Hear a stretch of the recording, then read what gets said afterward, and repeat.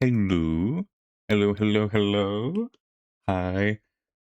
Hi, hello, hello. Rogue trader time. It's rogue trader time. It's time to trade. And you know what? Thinking about it, I think my ship may not be actually safe compared to last time where we spent 4 hours literally talking to people and did literally nothing else besides talking to people. Yeah. I think there might be something wrong with my ship. Just thinking about it, just a little bit. Oh shit, I've got 14. 14, holy shit. But I think we got some missions to complete on the ship. I don't know where to go for all these missions, but we've got some missions to do. And I hope we're all having a good day as well. A good day, a good life, a good morning and good evening, or a good night. But yeah. Yeah. Come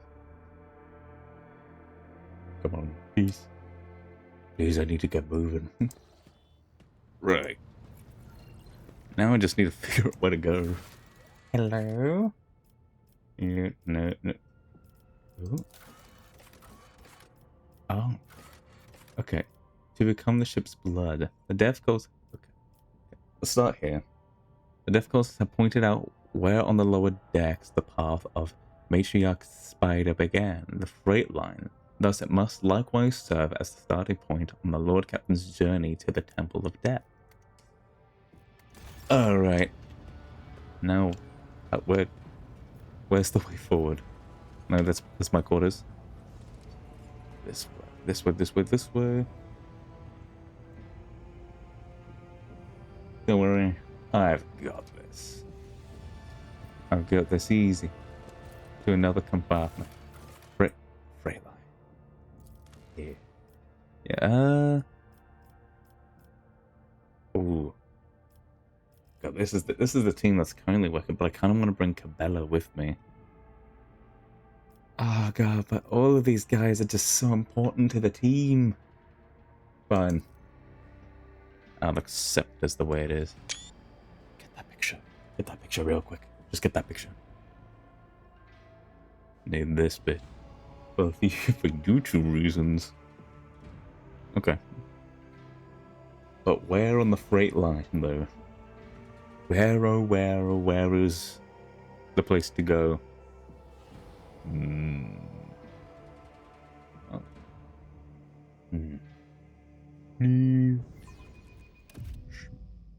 Schming. Ah, shit. Hello?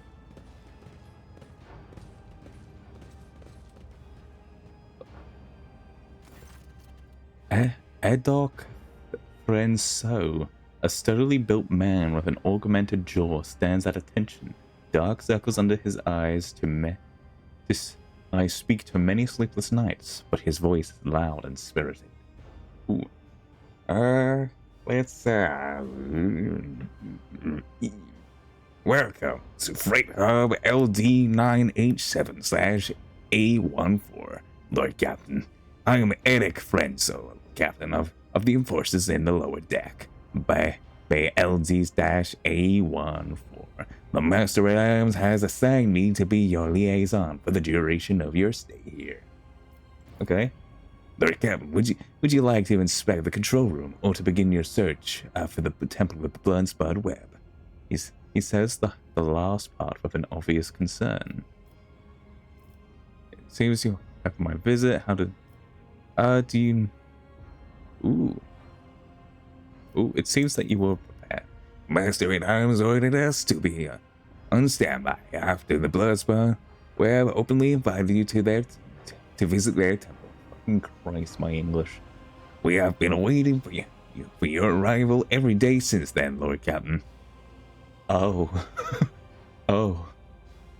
It's oh. Ooh.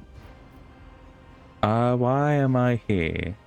You know, I am here to inspect the entire compartment. I am curious to see how people on the lower deck live. And my God, I look so saucy. Please.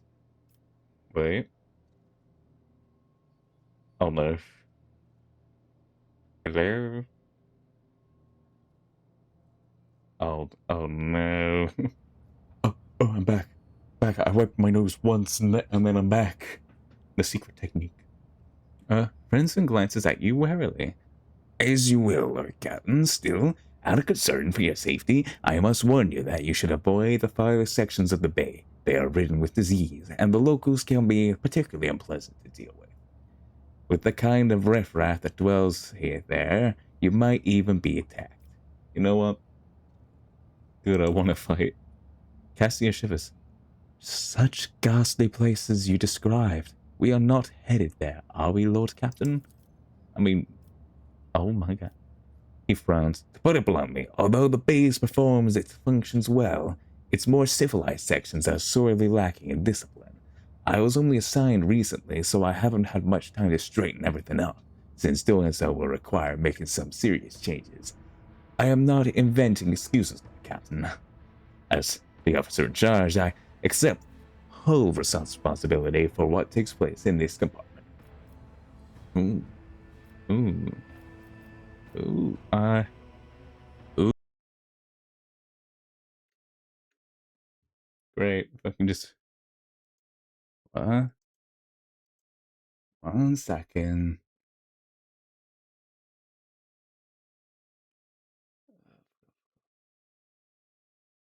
Oh, are we good?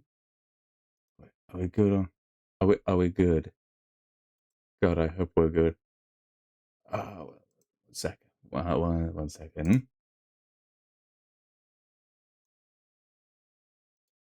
Oh, God. It seems like there's gonna be some internet troubles today. That's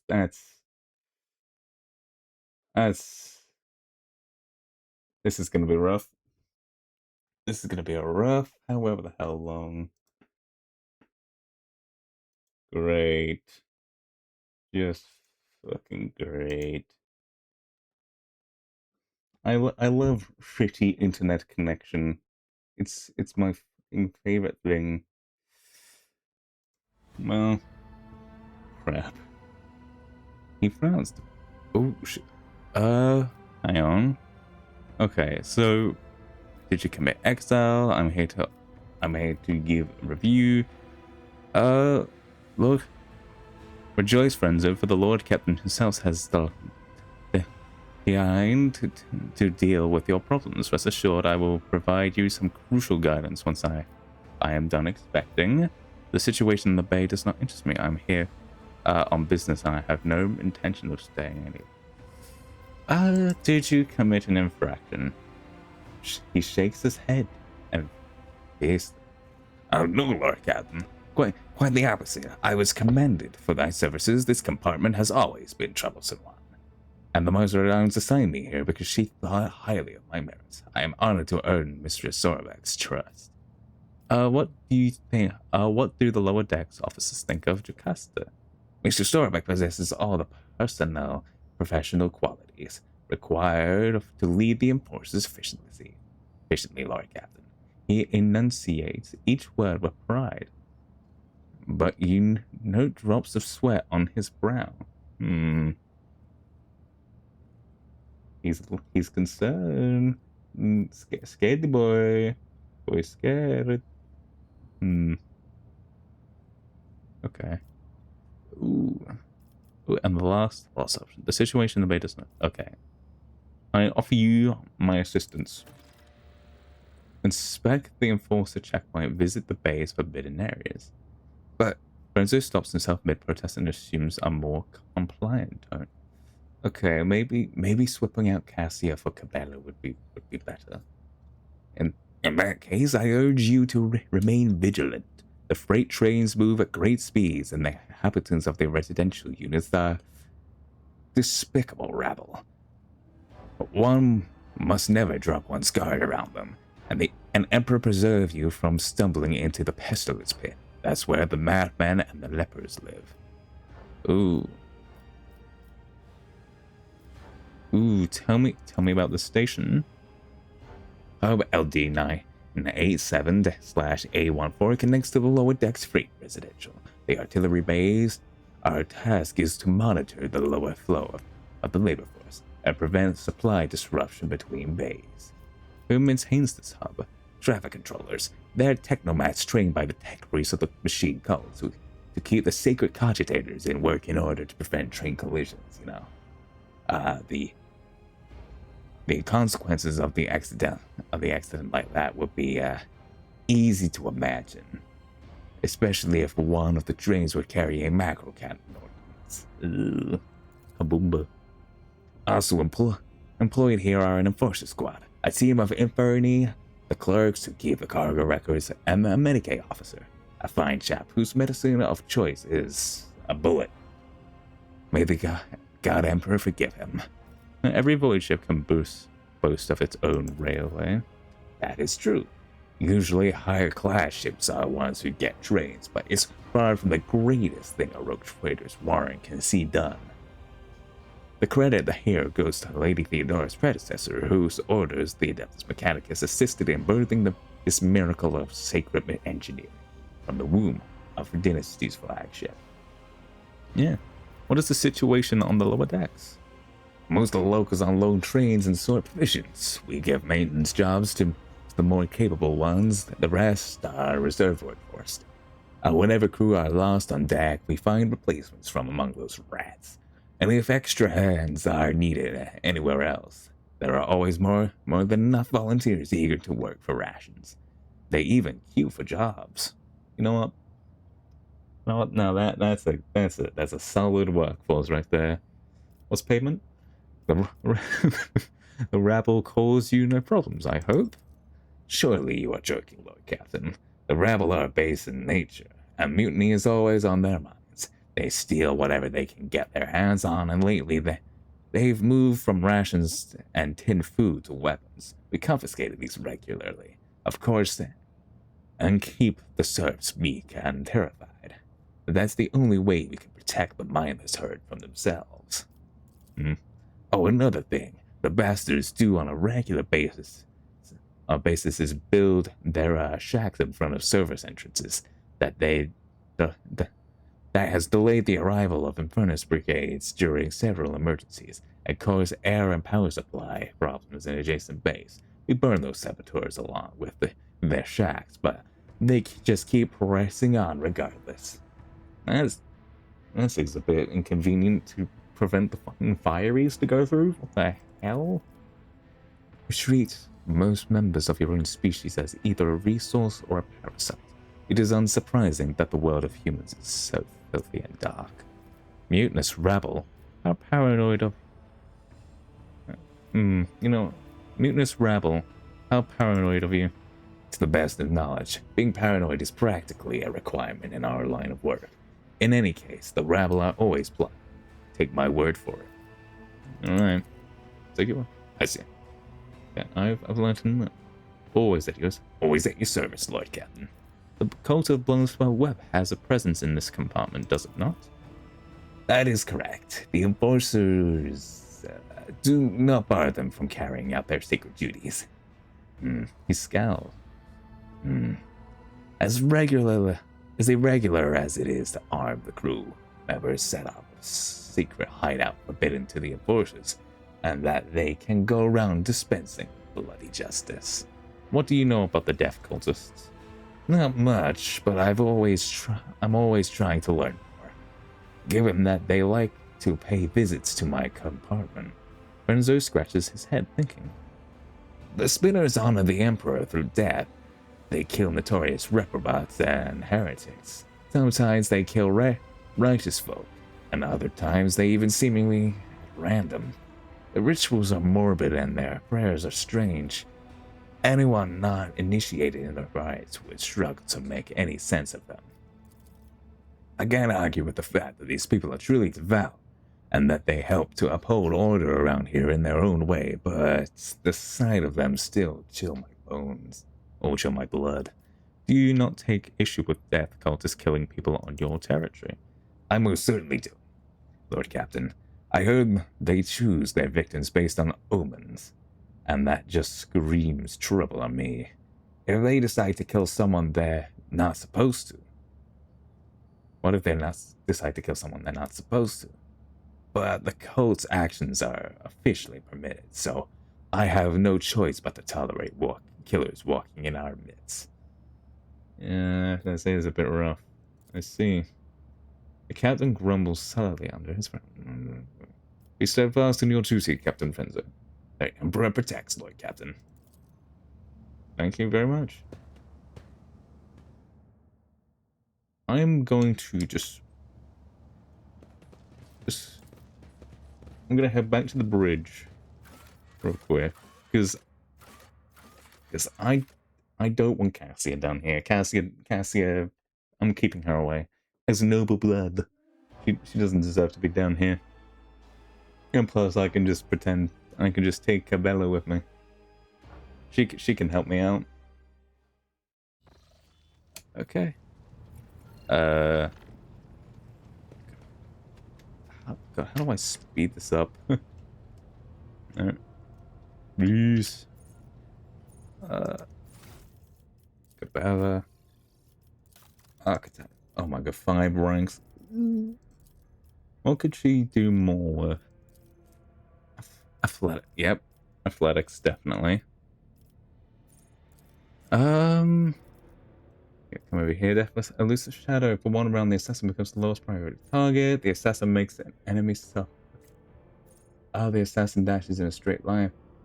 Oh, for up to 4 cells, suffering minus 6 less damage from attacks of opportunity and 12 dodge against basic attack. Next single target attack will have. Okay. Killing it, the assassin attacks granting. Oh, that's good. That's pretty good. Okay. Any recommended? Knife for the unscathed. Creating an opening. Perfect opening. Professional acumen. What can we increase? Probably. Every turn, the first use of an assassin ability. Okay, that's actually pretty solid. I'm. Okay, here.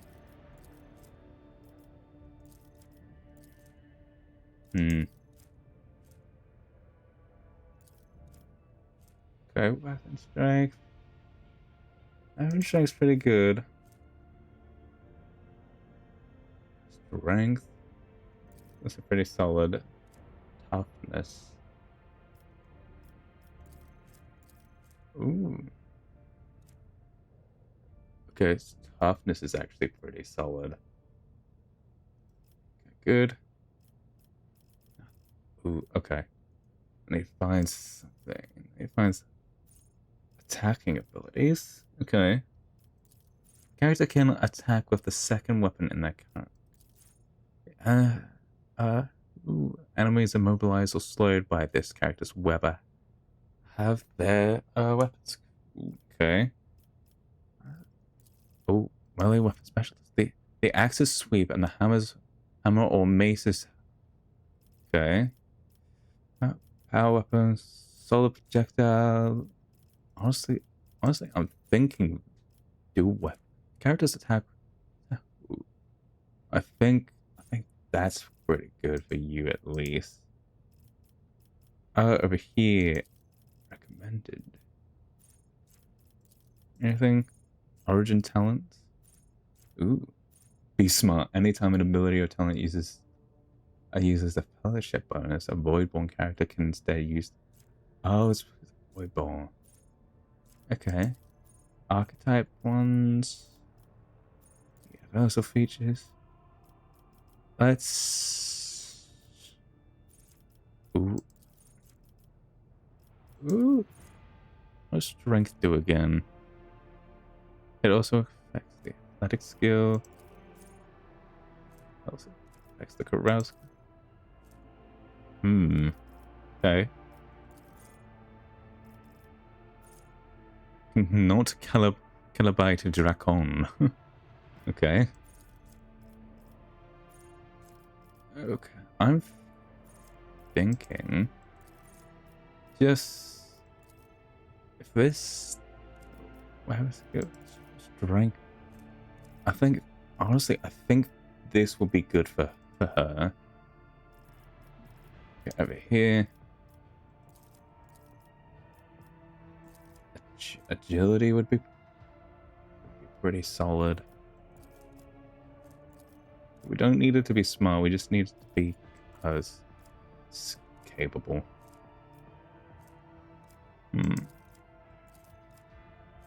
Strength. Perception. I want to be able to do more. Agility's gonna be good for her. Then, what exactly does athletics do? Skill affects the character. It represents the character's ability to traverse. For example, to leave. Okay. Interesting. Awareness would be pretty good for her, I think. Yeah. There we go.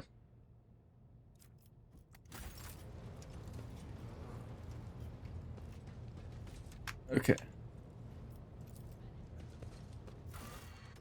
Look at the square freight line. Oh, there's a lot of things going on. Okay, sorry, Cassia, Cabela's coming with me. Oh fuck. Hang on.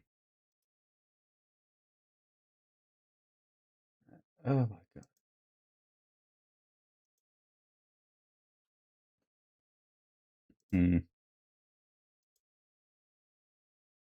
God, why is my internet's being fucking weird? Internet's been a little freaky weirdy.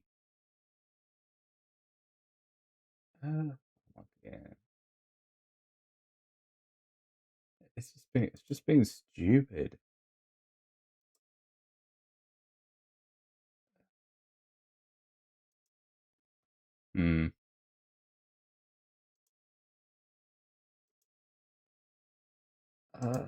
Let's.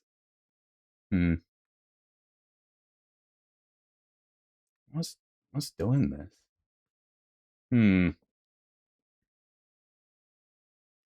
Go, one second, one itty bitty second.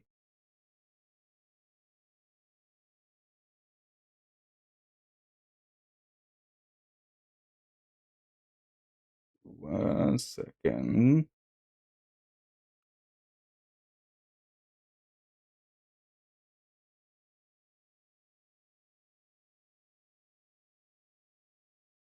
I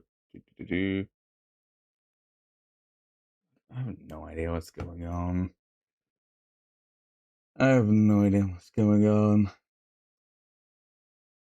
Is it coming back? No, it's just getting worse.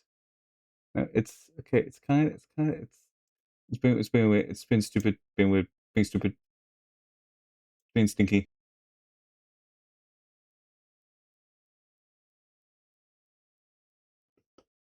God, fuck, fuck me. Fuck me so bad. I hate my internet. I really do. I want to see it dead. Kill it. And give me a new one. I want a new one. Give it to me. I need a new one. Because fucking Christ, this thing sucks. I was just making like fucking uploading this shit 1,000 times harder. There's a fucking course it will. Of course it will. There's a fucking course it will. Man experiences nothing but hatred. Nothing but anger, nothing but hatred. This is gonna be interesting. One second.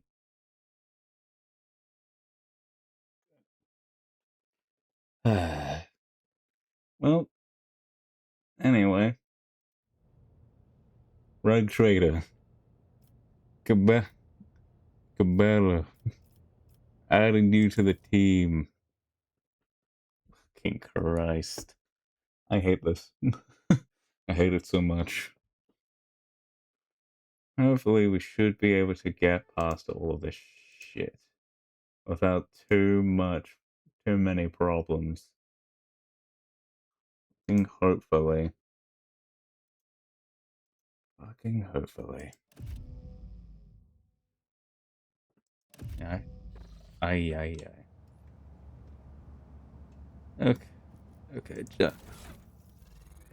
let's just make sure Cabela is experiencing the correct level of strength. Okay, little bits and bobs. No. Okay, yep. What gauntlets do you have? Weapons. Okay, yep. Okay, now we can continue on. I always have a backup plan. Always have a backup plan. Hello. The servo overseer makes a note of everyone who passes through the station. Okay. Any stuff that I can steal from myself? Anything I could rob from me? Or is that just a flat no? Over here somewhere. Over here. Please. I can take your stuff and sell it. Techmats are performing a cleansing rite on the sacred power transform, but the machine spirits are running rampant and will not be swayed. Scribe. Ooh. Yeah, there's sort of there's old mate. There's friends. So.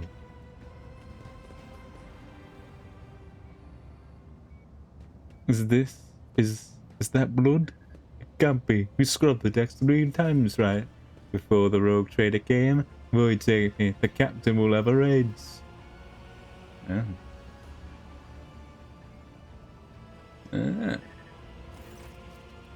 Is this the thanks for turning up, Stream Elements. You're a little bit late. Is this the welcome you give the rogue trader? Abelard's nostrils flare in anger. Whoever had the audacity to leave this behind, this appalling symbol, I will see to it that the Master-at-Arms calls them to account herself. The corner of the captain's mouth twitches nervously as he mutters, "The damners! How did they even examine the mark? You have seen this symbol before. Death cultists carve bleeding marks like this into their own skin." Cabela carves the same symbol on the back of her hand with a knife and whispers a prayer. "Dominbergi Doglian, remember this sign. It is the beginning of your quest. The first blood trail."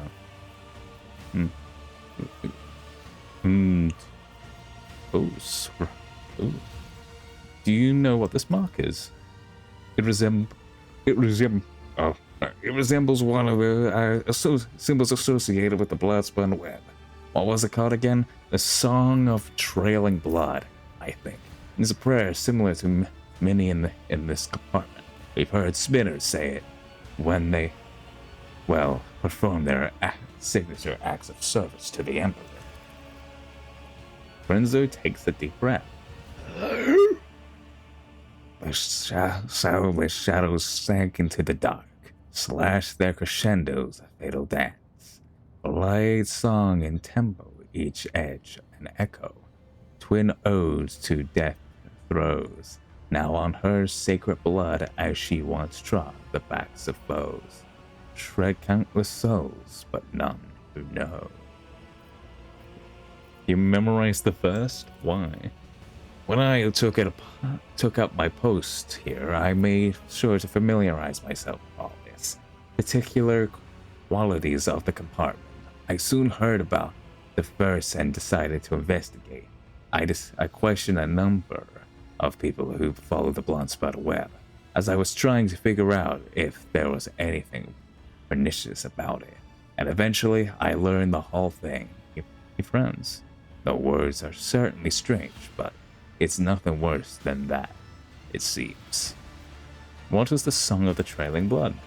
From what I can tell, it's something like a prayer with several verses that tell about the life of one of the cult's saints, Ariane, or the matriarch spider, as they call her. Why would someone leave this mark? Maybe it has something to do with them inviting you to visit the temple. Maybe they're trying to get your attention. Apologies, Lord Captain. I'm no good at deciphering their disturbing riddles. And yet, you're still more well in the know than I. So I'm invited to follow a trail of blood. It seems I accept the spinner's invitation. I hope you find what you're looking for and return to the upper deck safely, Lord Captain. Okay, that probably tells me exactly where I need to go. Actually. Okay. Here. Oh, so that's a later thing. Okay. Is there money to be made? Alright, team.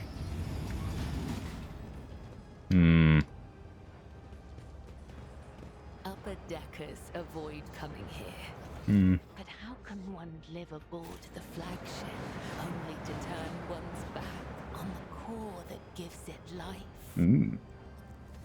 This core can just as easily take a life too. Especially if someone around here takes a fancy to your boots. Ooh.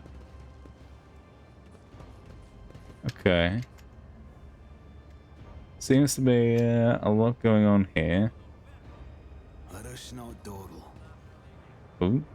This is the lowest of vials for the work cycle. Do you have any idea how much it costs?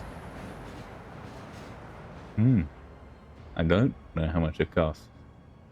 There are 57 ration cards. It's all I've got, I swear. Spend the rest on rock cut again. I'm guessing I'm not doing you any more favors. Give up the drink or get used to life in Pestilence Pit. I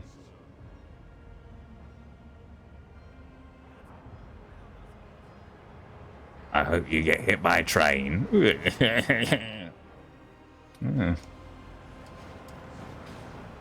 So it seems to me that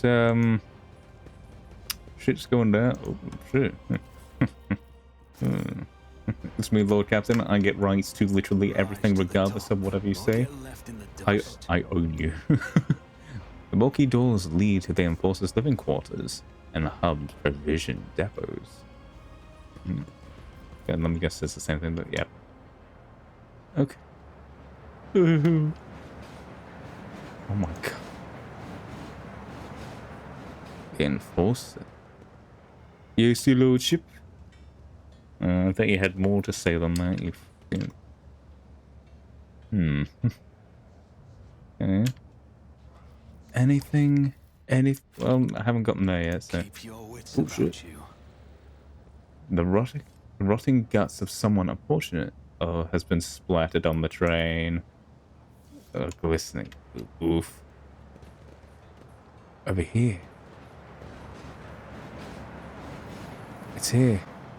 The longer you stare at the mark, the quieter the sounds of the station become, and the shadows grow longer and seem to stretch in direction of the adjacent station.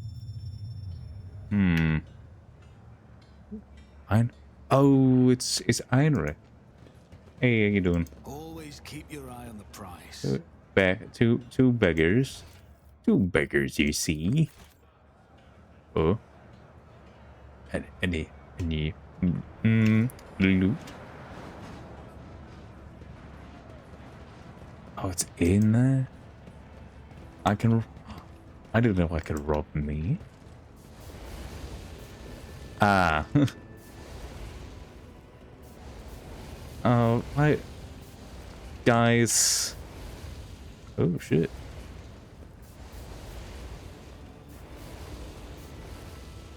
Fine.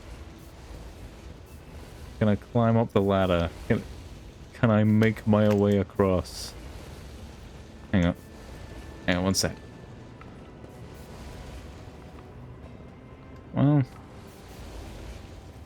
Can't make my way up there just yet. Burnt man. Oh. Okay. Help. Burnt man. Mercy, please save me. The young man grasps for air through the burnt lips, slipping in and out of delirium. His skin is dripping from the gaunt body like melted wax from a candle. His eyes, somehow intact, alive, clear, and filled with pain, stare at you from under his... Who are you and what happened to you? I'm Alan. I'm a cleaner. I was in my house asleep. Enforcers came, set fire to it. I didn't make it out in time.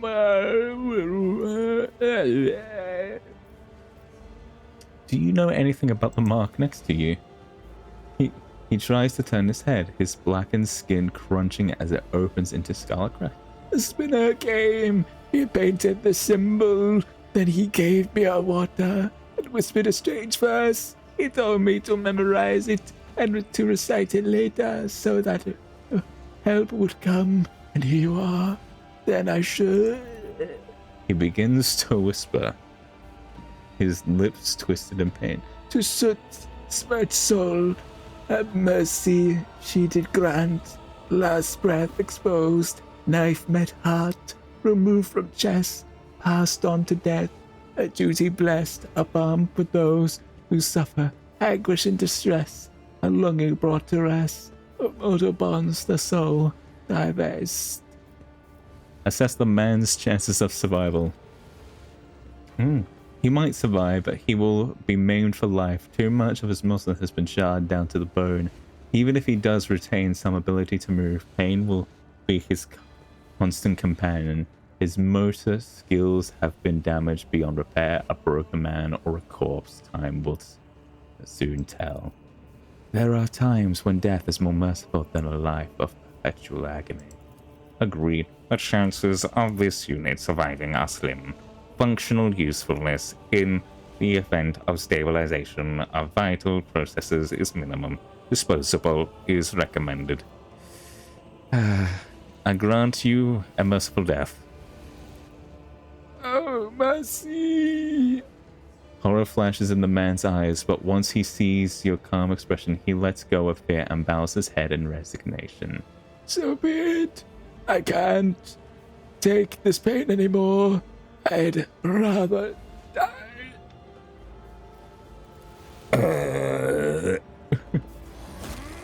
Why did I have to cut his head off? Surely a bullet would have been suffice.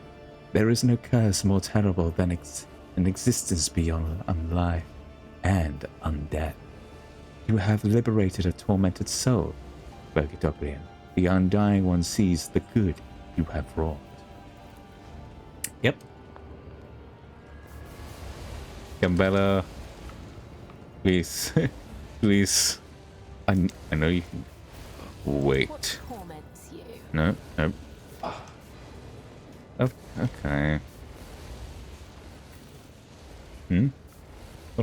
Thought I saw something. Sad day. I always have a backup plan. Let's look up here. Look up. Okay. Okay, that's where that goes, but we want to have a look around. I'm sorry. So what's going on here? I love him. You know what? I ordain this. Oh, a group of Gorkas are crowding around a makeshift stage, watching his stage duo perform. A man with odd-looking goggles pushed up his forehead, hands wrapped in worn leather gloves, plays a tune on a handmade flute. Next to him sits a stack of crates supporting some kind of game board. A roughy rat is rolling around glass balls around the board. Oh, okay, I'm watching. Several workers empty their pockets and start throwing rotten ration cards, bolt nuts, and even a few power panels into the small chest. Next to the board, the flute player winks at the crowd and switches to a different tune. The rat squeaks excitedly and starts rolling the colorful balls the players have chosen around the maze of a tunnel of board, but not a single one reaches the goal. A hole marked with a red circle. The rat just rolls all the balls off the board or into dead ends. Once the first group of players get their hopes dashed and leave empty-handed, new workers immediately take their place. By giving into primitive pastimes, they try to forget the filth and poverty around them. They are deceived by laughter, a brief flash of pleasure, an imaginary moment of relief before sleeping minds sinks into a meaningless existence once more. Ooh, toss a coin, a franc show. You there, why are you idling about? You're distracting the other work. Listen to the tune. The rat's movements from the flicks of a tail to when where it pushes the balls obey its master's words. Commands with uncanny precision. The notes that pauses the rhythm. Every part of the melody serves as a signal to flute player's tiny assistant. Thunder. The crowd, which has been too absorbed in the performance to notice your presence, turns to you, expressions of frightful awe appearing on the workers' faces. Many start whispering prayers. The flute player's clear eyes widen in surprise. Then, with an open and friendly smile, he says, "Many a grand story of the Lord Captain's generosity is told, and I swear on my own flute, today I will add another to a fortune peddler. The Lord Captain's grace is a gift from fate itself." He applauds you with a gratitude, and the workers timidly join in. "Perhaps you would like to trade us some of the captain's fortune of yours, your lordship?" The flute player bows respectfully and gestures at the game board. The crowd buzzes with anticipation. "Oh, who are you? That is a curious looking figure. How did you come by it? Are you suggesting we play a game? Who are you?" "I am but one of many." The man gestures broadly at the teeming station. "A voice in the crowd, a cog in the machine, his humble servant. Flute player is all they call me, because that is what I am. I make up tunes and give the people respite after a hard day's work." "That is a curious looking figure. How did you come by it?" He pats his instrument gently. "My mother loved music. She used to hum beautifully melodies to me, and when she passed away, I carved this flute from her hip bone and learned to play." Oh, that's kind of fucked. Out of sorrow and respect for her memory. Okay. A little, barbaric, but alright. Play one of the local favorites for me. The flute player smiles mysteriously and brings the flute to his hips. A simple, brisk melody pours out of the instrument. The glum faces of the workforce and traders soften a little, and the tunnels around you seem less squalid. And then before long after the music has stopped, many continue to whistle the unassuming ditty. A flute needs no words to sing, but I am curious to know what story your melody tells. A flute player awkwardly adjusts the goggles on his phone. The story of a simple man from the lower decks, honest with himself and others. He risks his life to protect the oppressed from those corrupted by power. He takes from the rich and gives to the needy. He helps without asking anything in return. Nemerside, hero of tales, admired by children and grown folk alike. Oh, many good times come from one day, and then there will be no need for songs about fighting injustice. In the meantime, strive to lift the people's spirits, flute player. By opposed legitimate authority, your power necessarily tramples on it. Ooh, a fairy tale indeed, risking oneself for nothing. If such a man existed, he would surely be profiting from your misfortunes in secret. I don't really want to do those. Instead of playing with frivolous ditties, get back to fucking work. You know what? Your music is entertaining. I like it. Crowd nods in approval. The excitement whispers merge into a single prayer for your health. The flute prays, "For a humble servant, there is no greater reward than his lordship's approval. I will try my best to inspire as many of your subjects with music as I can." I will leave. I will not play. I will not gamble. I will not gamble. That's not my trajectory of work. Okay, Let us not come down dawdle. here, because the way forward's up there. The workers beaten to within an inch of their lives are returning stolen power panels, wires, and a containers marked disposal. What the fuck? Trying to steal from me? I'm the Lord Captain, bitch. What's going on here? Greetings, you old ship.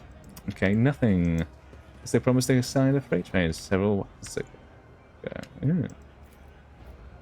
Go Pascal. Go my tech man. Make a rumor. Make a rumor. Heinrich Montag. Oh, he's down here.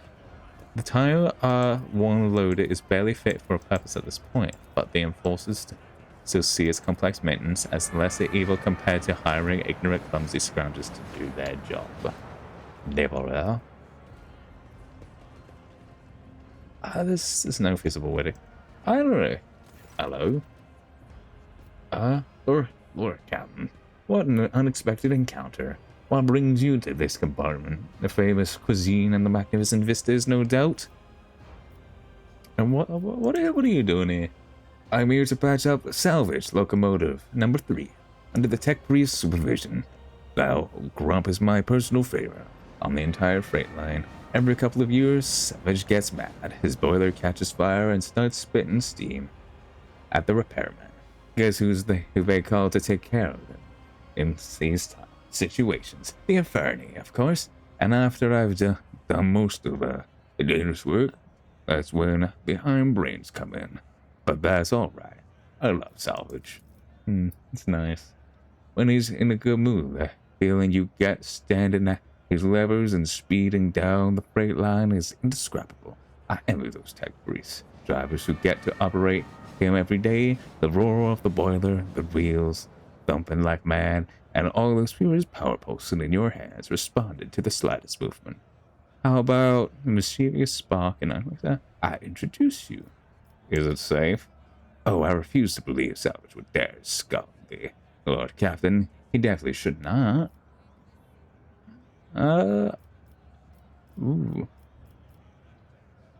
Ooh, I see the bloods. Do you know where they're hiding?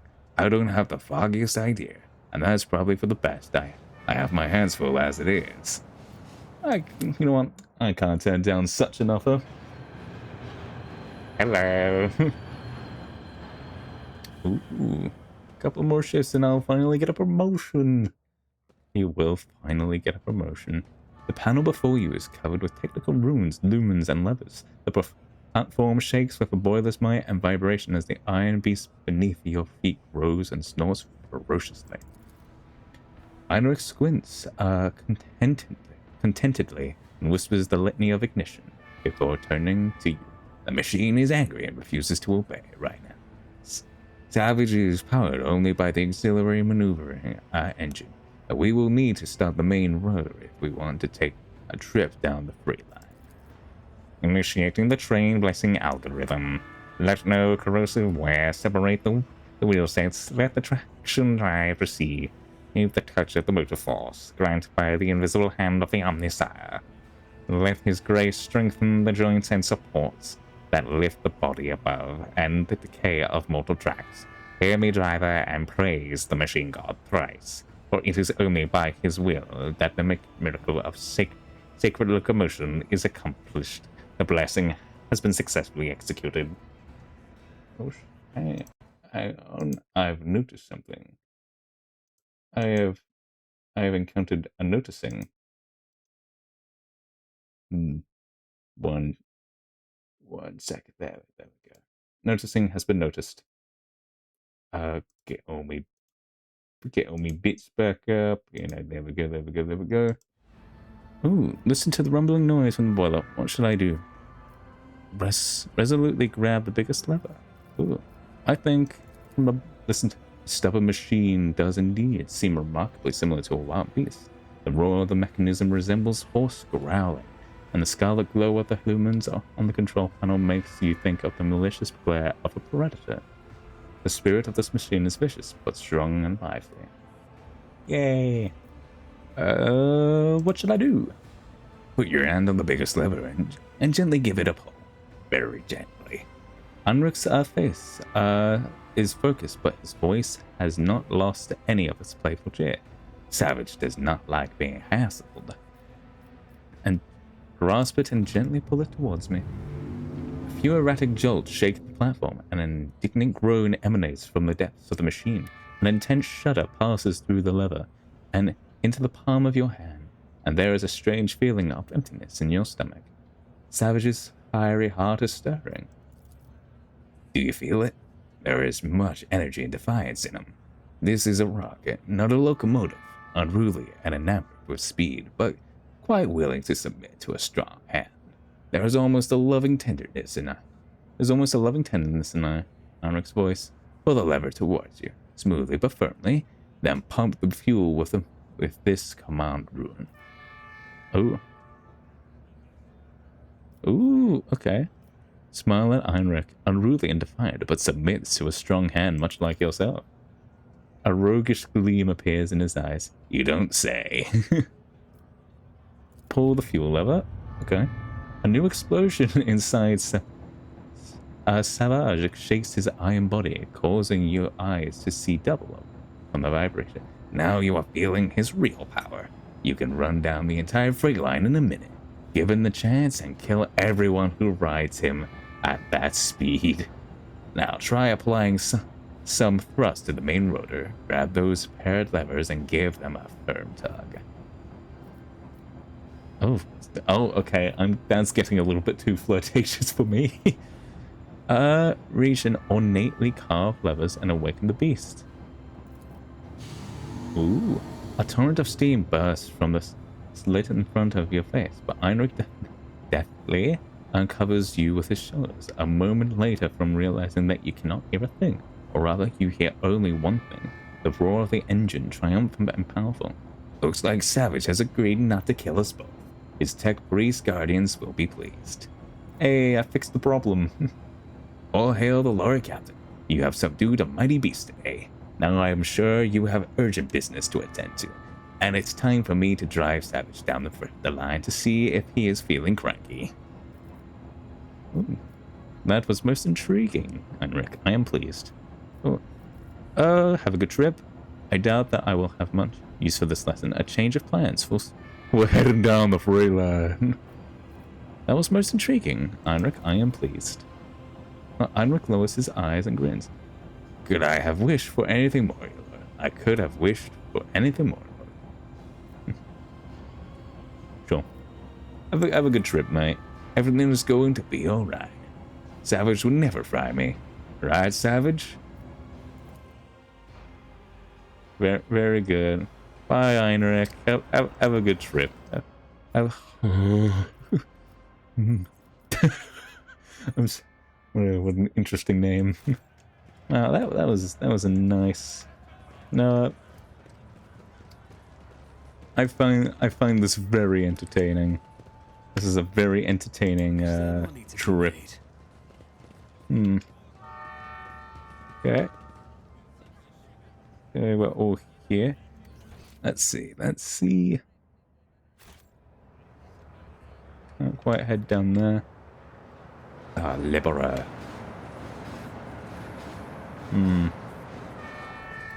Okay. That's... What? Dead. There's the dead man. So, which way am I supposed to be facing? Which...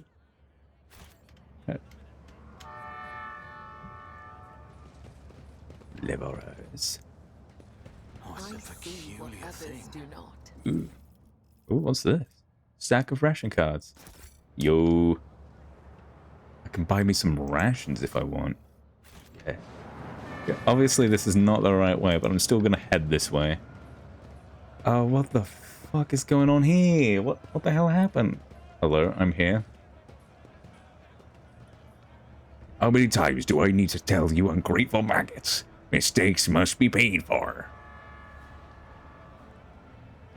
Okay. Have mercy in the Thursday like that, you. 12. Hello? The battered worker throws himself at your feet and touches the toe of your boot with dirty palms. Your gracious lordship, and of the god emperor, save your unworthy servant. I'm sorry, what? Get lost. The enforcer's heavy baton pummels the man's back and shoulders several times. His bones crack audibly. Oh my. My sincerest apologies, Lord Captain. Your boot. I'll clean it right away. You know what? Thank you. Thank you for the... A murmur of discontent breaks out among the Gawkers who have gathered around. None of the other workers dare come close, but the anger on their faces is plain to see. I intend to... Okay, I intend to hear this man. Let the enforcer do his job. Kick the worker. It's like, hey, off the boot. If I could, I'd tell him to get off my boot and just... and like, what's the situation? I intend to... Your lordship, I work hard, never even taking breaks to rest, and all I own is 7 ration cards with 15 months to pay back home. The enforcers shake me down every shift. I just like they do every other honest hard worker who... Enough whining. You and your pals lifted a box of Nutribars a few watches ago, and 2 canisters of water before that. I didn't beat the life out of you because I took pity on you, and this is all the thanks I get. You quarantined the hub for 20 watches and refused to give out rations if we didn't have guards. Guards we had no way to earn. And today you earn 15 cards in a single shift because you do the work of 3 people, right? Or did you take your pals to a dark corner somewhere to do them in and take their share? I didn't do them in. It was an act. Oh, the worker stops himself, cowers and whimpers. They got their heads bashed in by crates. The dead don't need rations. Am I surrounded by monkey or a pack of carrion eaters fighting over a single scrap of rotten flesh? I agree. I'm sorry, you idiots. I just want you to be like, yes, we suck. I just need to make sure you understand this, mate. And you're my most capable warrior. I am to understand that the enforcers are appropriately earnings from the work. Strike the enforcer. Consider yourself discharged, thief. Tomorrow you are to stand here and queue for work assignments like the others. Return the cards and do not dare abuse your position again. Every crime will be punished accordingly. I offer no protection to thieves. You both deserve punishment. Strip the arbitrary force of his rank and give lashes to the thief. Add a note of sagely depth to your society. You see is much like a boot. Its toe proudly directs the foot of the Imperium forward, and yet it needs a soul to stand on. You are the soul, good people that you are down here, choking on dirt without ever seeing a sliver of light. It is not the result of someone's ill will, but rather it is logical order of the world. I hope that understanding this fact will help you make peace with your destiny and spite. Ooh. You know what? Mate. I think...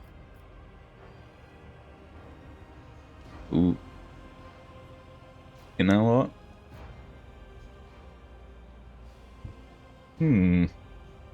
I know this is not going to make me a fan of the enforcers, but if this one guy is literally just shaking people down for ration cards, like, I think he needs a bit of a shakedown. Ooh. I'm gonna let him off with a warning. Return the cards and do not dare abuse your position again. The onlooking workers bellow triumphantly and point at the enforcers, praising the Lord Captain.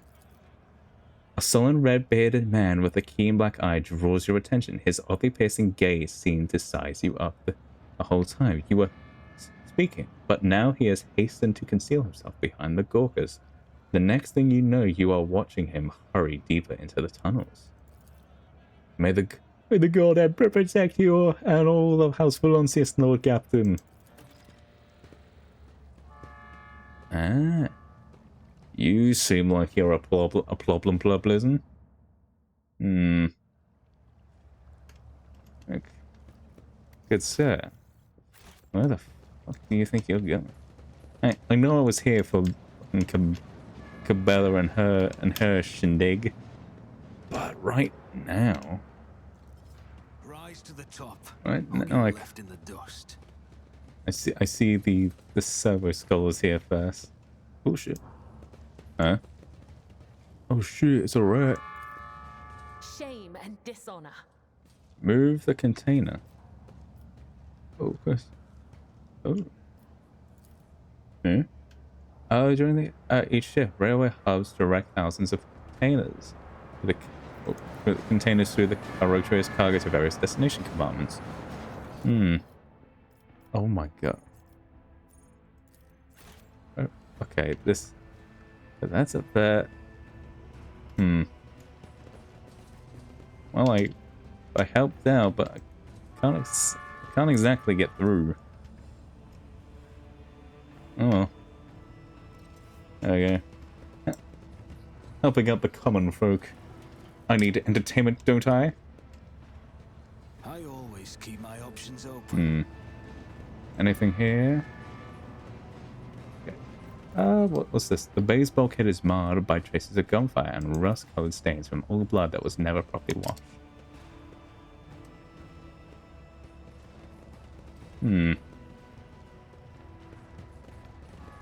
Okay. Where am I now?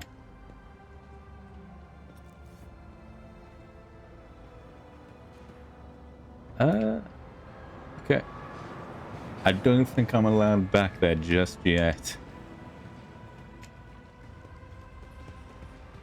Okay. Oh shit. Watch out. Ooh, ration cards. Yummy. Move. Experience? Nothing matters more. Okay. Here we are. If that was just someone's stash of food, like, I've just fucking robbed them.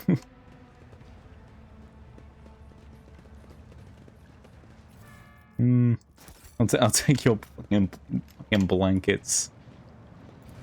Ooh. Alright. Let's go. Wait. Where is this? Oh, okay, that loot's in there, so that doesn't matter. What the hell is over here? Oh my god. Oh my god, there's so much everywhere. So much to do everywhere. Holy crap, man. Can I Keep your wits Oh, I about can. you.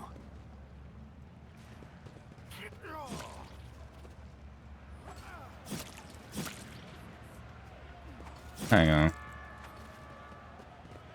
Hang on, people. What's... Oh, are they really fighting? I do not want people killing each other on my ship. The kids have been waiting for you. How is your shift?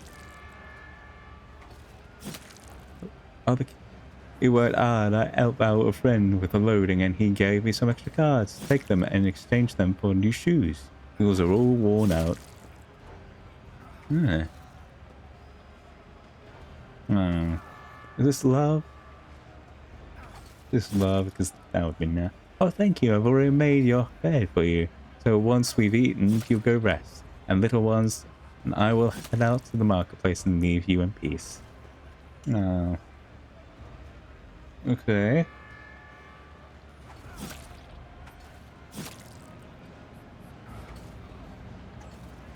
Why did the Empress send me such a wonderful... Oh, that... Yeah. Oh, poor people. How nice. How nice to watch poor people. Fuck. What the fuck is going on here? What the fuck is this place? What is old Gloopy doing here? The hell? Is this like is this literally where they make corpse starch? Because don't feed me this. Hello? A group of beggars are rattling their arms, mugs, and ostentatious displays in their hunger-sullen bodies and various disfigurements. A toothless man falls to his knees. Oh, Lordship, spam at throne, or Lord, who can't even get the worst jobs. Go away? Go away? I'm not. You don't get shit for free. Get a job. Okay, get lost. Okay. Hush your impudence. We're leaving. The beggars followed the retreating leader and disappointed and angry. Go. Look, I know you're hungry. But like, what the hell do you think you're doing? Like, who the hell do you think he's talking to? Oh shit. Well, I guess we found the hangout place. The shreds of rat carcasses and yellow-green moss stew in the cloudy sludge along with other unidentified ingredients. I always have a backup plan. God, good thing I get better food than this shit. Ooh. Here we go. Just rob the poor. Just fucking rob the poor. They call me anti-Robin Hood. Fortune smiles on us. An ill omen. Yo. See, if you're gonna, Always keep your eye on the prize. I'm very busy at the moment. If it's one thing if I approach you, but it's another if you want me to. Oh. Compared to naval service, that was barely a challenge. Oh, Clog. Oh, hang on. Oh, there's much bread at the border and now over the stills. Okay. I'll give out.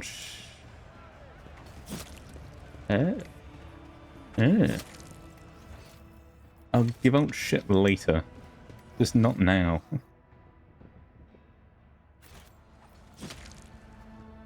I'll give out shit later. Just stop bothering me. Don't bother me unless I want to be bothered. Libera. Don't. Whatever you do, don't fucking rush the Lord Captain. That sounds like a fucking. That sounds incredibly bad. Oh. Hello. Back up. I always Oh, yeah. keep my options open. Hang on. Let's talk to the foreman. The day of Lord Captain wandered into the slum will be remembered in legends. The broad-shouldered man raises a hand in greeting. His old prosthetic creaks plaintively as it takes the weight of the body. The locals and the enforcers call me the foreman. I have no other name. You might say I'm in charge here.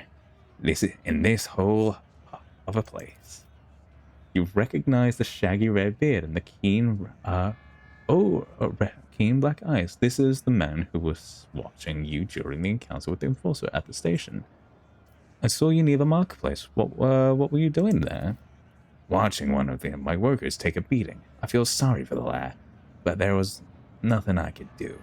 Foreman smiles wearily, showing his yellow teeth. Almost all of the front ones have been knocked out. I've stuck my neck out in the past. Not doing it again. Tell me what your life is like on the lower decks. They toil day in and day out for the glory of the ship. The rest of the time, they do their best to survive, faced with hunger, the more deranged of the enforcers. Boy, leprosy. What the fuck? Huh? Leprosy? I didn't know they still had that. Fires, floods, noxious fumes. The foreman lists these on his fingers, although he has fewer than nature's average to work with. Oof. In a word, it's a decent enough life. If you work, you survive. If you freeload, you also survive. Also survive. If you're clever, well, and if the God Emperor wills it. What are you cooking in the vat? Believe it or not, this soup made for the mold slime and technical drain water has been simmering here in this vat for at least 200 years. Non-stop. See the growth on the walls over there. We harvest it, dry it, and use it to season the soup. Ah, that's smart. If we're lucky, the smell attracts a void rat, and someone gets to have a meat in their bowl. Oh, I've heard it's stringy. Don't ask me how. Foreman points at a finger proudly toward the vat. It's for those who can't even earn a ration. I feed them in exchange for services or favors. Sometimes it pays off, and sometimes it doesn't. My people keep an eye out for workers trying to eat 2 bowls in one sitting. One is enough to fill your stomach for an entire watch. Some complain about the taste, of course. And grits. Agreed. You're getting grub, so be happy. Give me some of that soup. Let my servants see that any food is a great blessing. I don't think that's a good idea. Mold slime is something of an acquired taste. Takes 2 years, maybe 3 for your stomach to get used to it. Oh. Lord Captain, you must be joking, surely. I will follow your advice. The last thing we need is to poison the Lord Captain, Emperor forbid. Yes, I agree. I seek the Bloodspot Web's temple. Do you know where it is? The cultists don't let people like me in on their rights and mysteries. I'm grateful for them their service to the God Emperor, but to be honest, I can't get behind their love of death. I'm much too fond of living. Lord Captain, I beg you a second of attention. Please accept this humble gift from us. Okay, a humble gift. I'll accept it. The common people of the Bay, for all the good you do for us, are the most precious thing we could get for you, Lord Captain. Hidden auto-stimulant. If the wearer did not move during this turn or became immobilized though stunned or knocked prone, they gain temporary wounds equal to 8. If the wearer has conviction, iconoclast, or their allies immediately gain the same number of temporary wounds. Okay, let's just quickly. Whoops. Let's just quickly see if I. Where is it? Oh. Okay, that'll be good for you. So I'm pretty sure you're iconoclast. That's your following. Nope, you're dogmatic. Hell, you're very follower, adherent, voluntary, fanatic, zealot, voluntary, fanatic, adherent, follower. Yeah.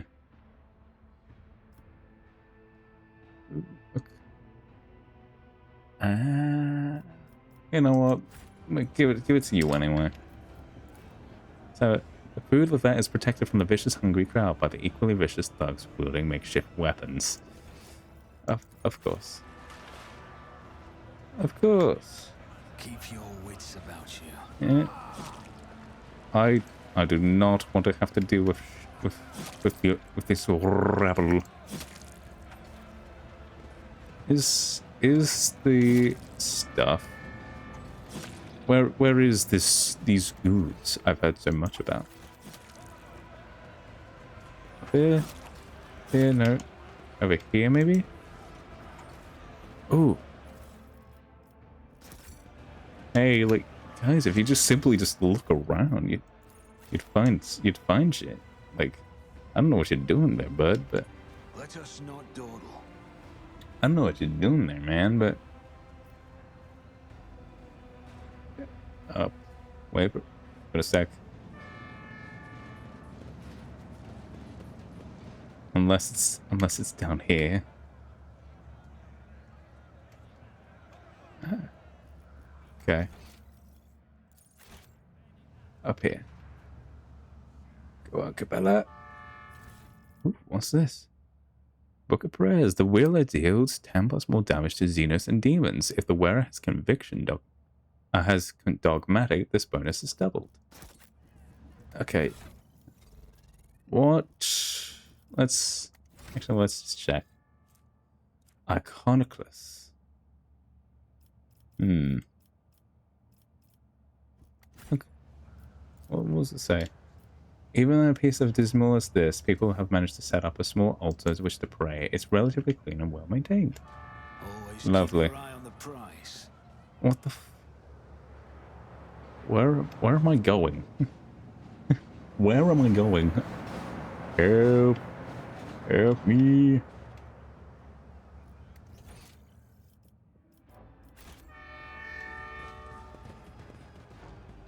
Wait a minute. Nope. Go over here. Good. I'm supposed to be going to the blonde spun web, but seems to me I'm literally just going to the fucking nerds of below. Consequences of a terrible on the Monterey LD 987 half a century ago are still affecting the efficiency of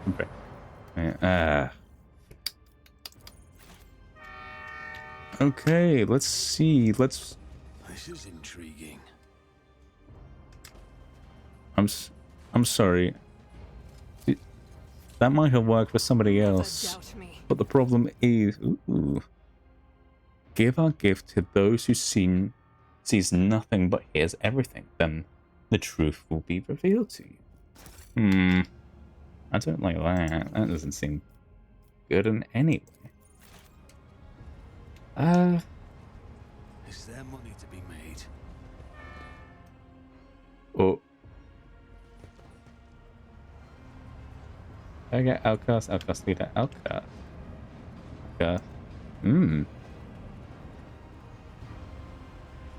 Stop being so bloody difficult. What's that thing deaf cultists say? Your time has come, or what have you?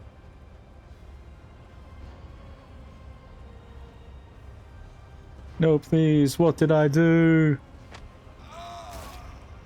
Talk about being everywhere at once. How about we take this stuff to the marketplace? We'll get to eat soup tonight. Yippee! Soup.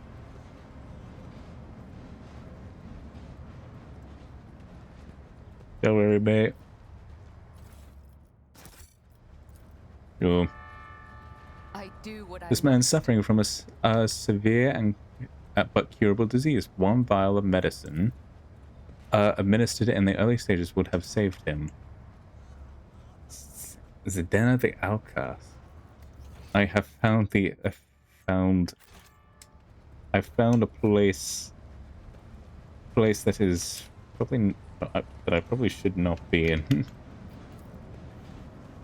And the stench of decaying bodies creeps you out in the throat lungs, forming a sticky film of the lining of your airway. Please don't tell me it gets any deeper. Ooh, the mold is dotted with of glandular tendrils of slimy ooze. Sick people who are still alive but can't talk out no longer walk are the mole's favorite choice, but the place to grow on the stock of the life juices. It's oh shoot. Give me. Keep looking. After all, only I can steal from me. The old captain spent too much time in the peasant's voice of line. Now his skin's covered in it. There must be a way to. Oh. Well. I see what others do not. The shadows reveal their secrets. Which means I have to go talk to the medical guy. Duty prevails. The Emperor favors me today. I better myself through my service. Okay. Ooh, the Martyr's Bone Shot. Formed by a difficult assassin when the wearer gains a stack of... Huh? Oh. Okay. They also gain... Ooh. If informed by a difficult assassin, whenever the wearer kills an enemy, the enemy explodes in a fountain of blood. The cells nearby are covered in blood as affected by fire. As if affected by but fire. Okay. Well, that sounds rough. Okay.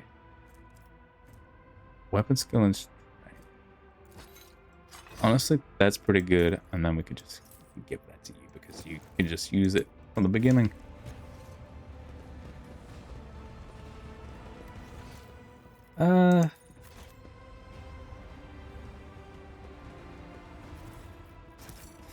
Okay, and then just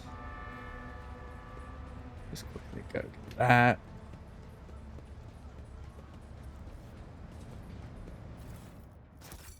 Yeah. Oh, the specimens before you must be are the most repellent inhabitants in the compartment. They are covered in sores and bald patches, glistening with pus, and the stench of unwashed bodies brings a tear to your eye. One of them glowers at you and grunts, "What do you want?" For what crime did you kill this man?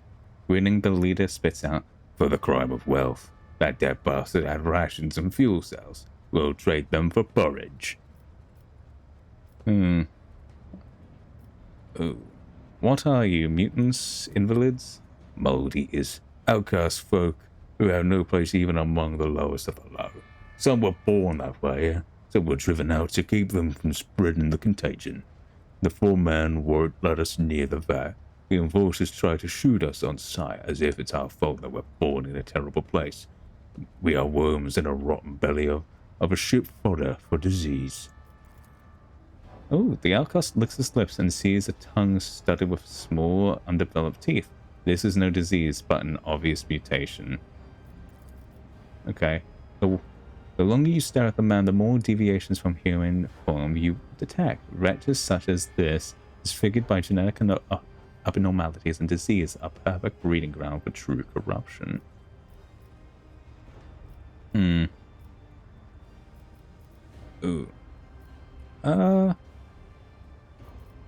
I think I'll leave this guy. I think I want to talk to Zdenna the Outcast. Ooh. A figure in a decaying tatters is rocking to and fro, muttering indistinctly in several different voices, and occasionally breaks into hoarse laughter. As you come closer, she freezes and turns slowly to you. An ugly rusted mask covers her face. Are you here to take Zdenna to the other side? No. You're just wandering around in the dark, looking for the light, but it's nowhere to be found. Do you really not see it? Who are you? Oh, Zdenna the Outcast, Zdenna the Mad, Zdenna the Disaster, Zdenna the Curse, Zdenna the Sprung. A woman hugs her arms to her chest and starts cackling loudly. Broken chains clink at her emaciated wrists and neck. A ghost of the past, a shadow of the present. Only the Undying One knows. He alone. Robert, what is this replosive place? Do you live here?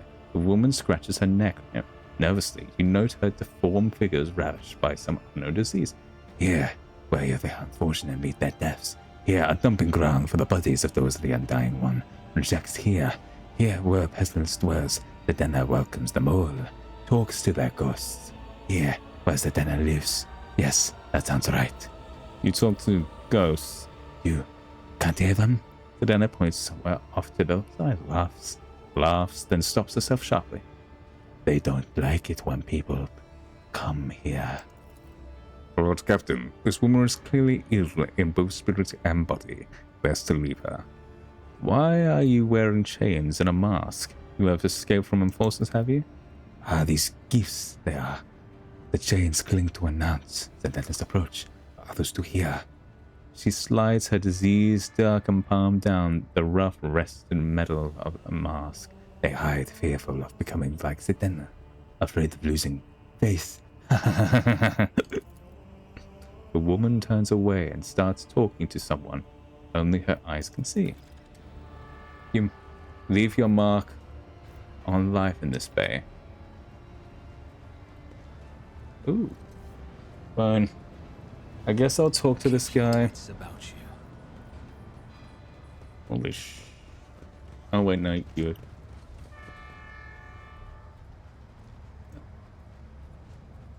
Leave my mark out here. Maimed and chained person is shivering under robes soaked with blood pus in their teeth. Nails. Okay.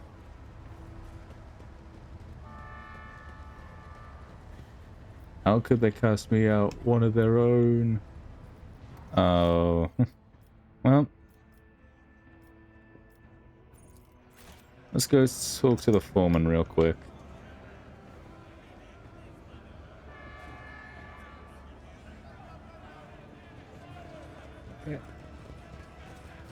Yeah, let's see. Give foreman a pile. Hand these out to the people you know who needs them most. He opens and closes his mouth in astonishment. Lord Captain, you just helped some good families survive. I'll divide the cards among them and be sure to tell them that it was your lordship who did them good. Stack of ration cards, Iconoclast 3. Oh. Okay. Let's see. Can I quickly just come back down here?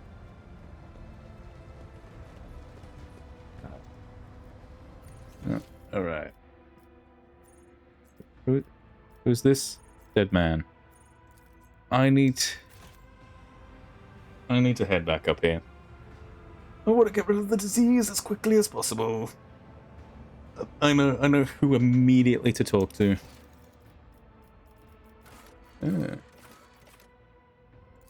Okay, that's that.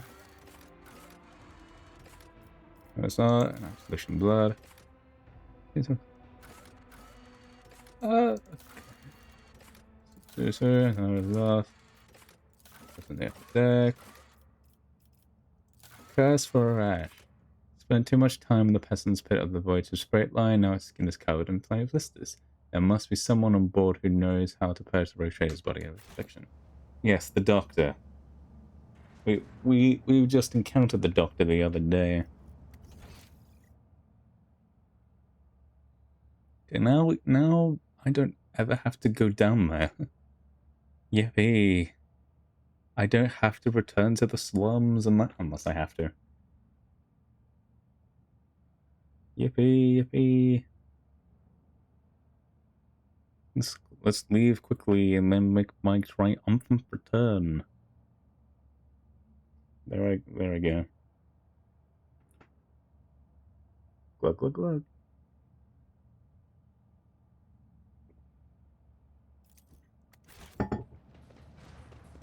I always keep my options open. Okay, to the bridge. Okay, the bridge.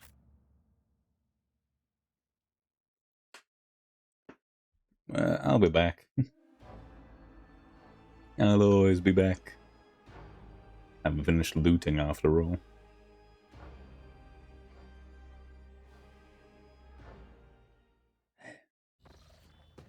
Okay. There we go, down. Oh no, you are the doctor. You're the good doctor.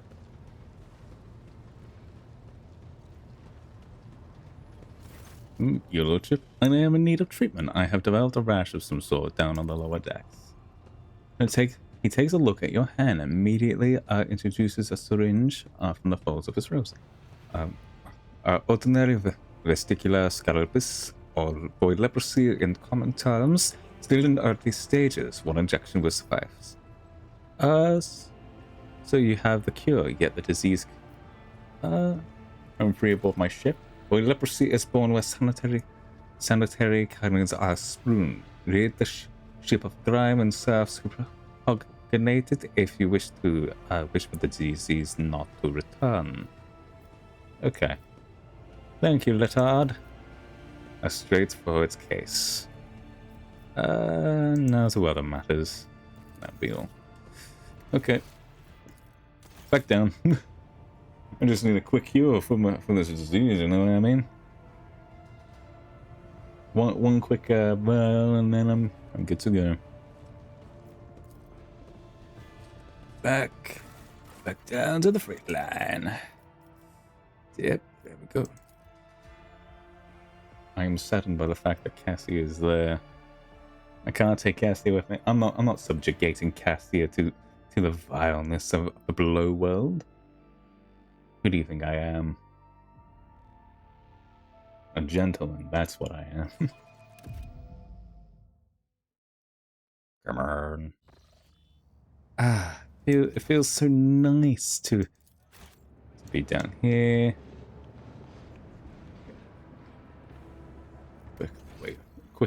Quickly wait for me to get down there.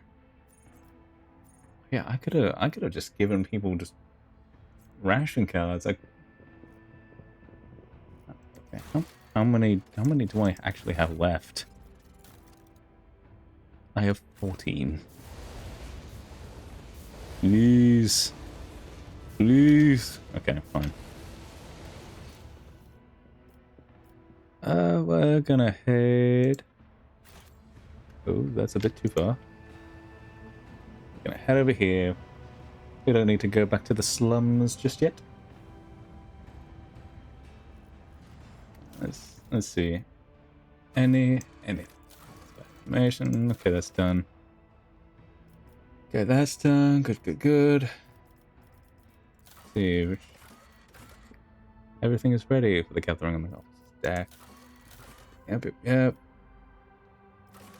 Everything's good there. Office deck. Oh, we have to go to the office deck a lot. Oh, the rogue trader has seen enough. Time to tell Captain Frenzo what this bay's future will be. Okay. We can return to that in a bit. Just need to go check out this area.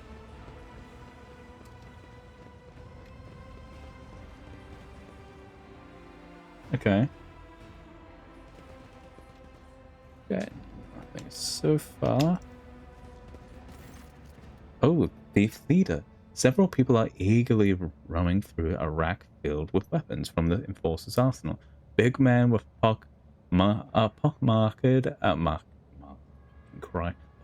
face is the first to react to your presence. He attracts the others' attention with a piercing whistle and barks at, "Who are you? There's not supposed to be anyone. It doesn't matter. Identify yourself." Take a closer look at the suspicious individuals. Makeshift armor peeks out from beneath their ragged clothes, and battered weapons display a patchwork of crude repairs. The group stares longingly at the rack where the good plasteel gleams, restless, clutching their humble weapons. You notice that the little finger on everyone's right hand has been cut off. It is hardly a coincidence. Ooh. I will help these wretches realize the full extent of their unenviable position. Before you stands Lord Captain Bogey Doglian von Valancius, master of this vessel and everything on it, including those goods you are pouring at with your unwashed hands, and your miserable lives as well. The people turn and stare at you in disbelief and exchange heated whispers. The excitement is interrupted by their leaders. "What are you groping at? Hurry up and bend your backs, as is right and proper. Your lordship, you must excuse these blockheads. I was taking aback myself. It's not every day you see a right trader in the flesh. And as for this," the man casts a grim glance at the rack. "I won't insult you by denying it. You've caught me red-handed." "Who are you?" "The Hard Knights, a gang. I mean, a brotherhood from the Transport Bay 9. Don't think we're parasites. We do our bit for the prosperity of the ship. We're sort of assistants to the Enforcers. Self-appointed. We make sure that order is maintained in compartments where the Enforcers are too lazy or greedy for bribes. We put a stop to robbery and free thinking, and well, we accept a small contribution as a show of thanks." "Why do you want my weapons? Are you going to rebel?" "To do business." The gang leader smiles. ingratitude.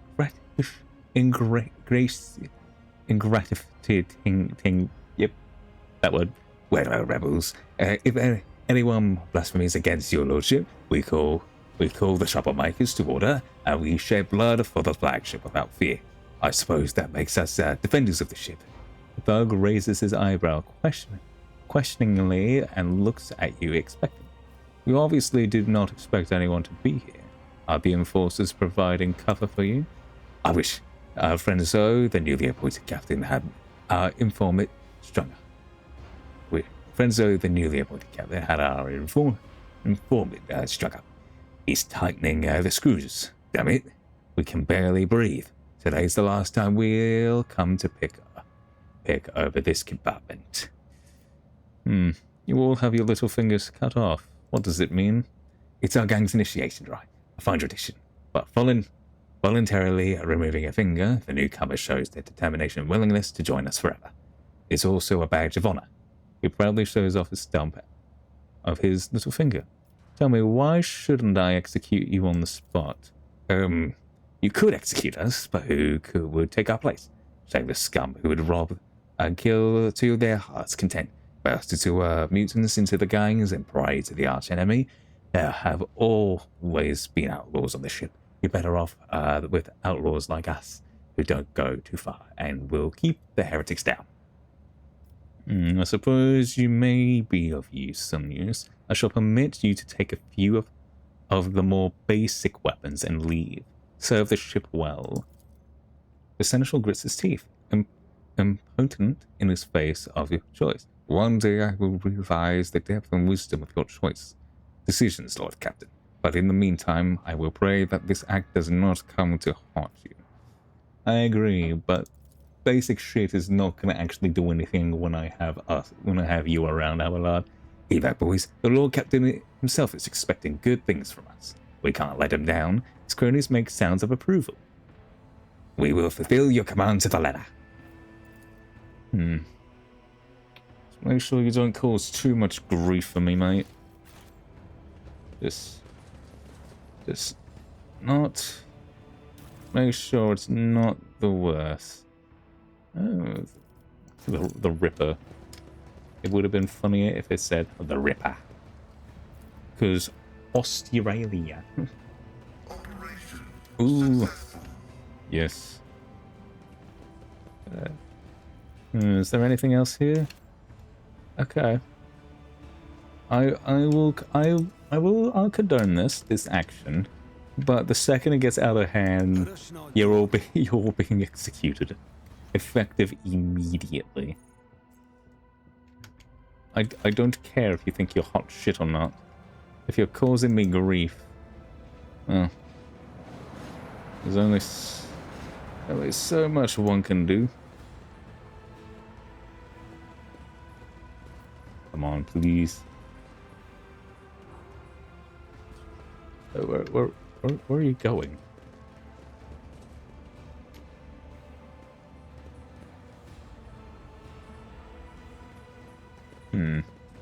Okay. I am gonna go talk to friends and so and just give them my report so we can get that mission out of the way before we go to the blind spot of Wem shit.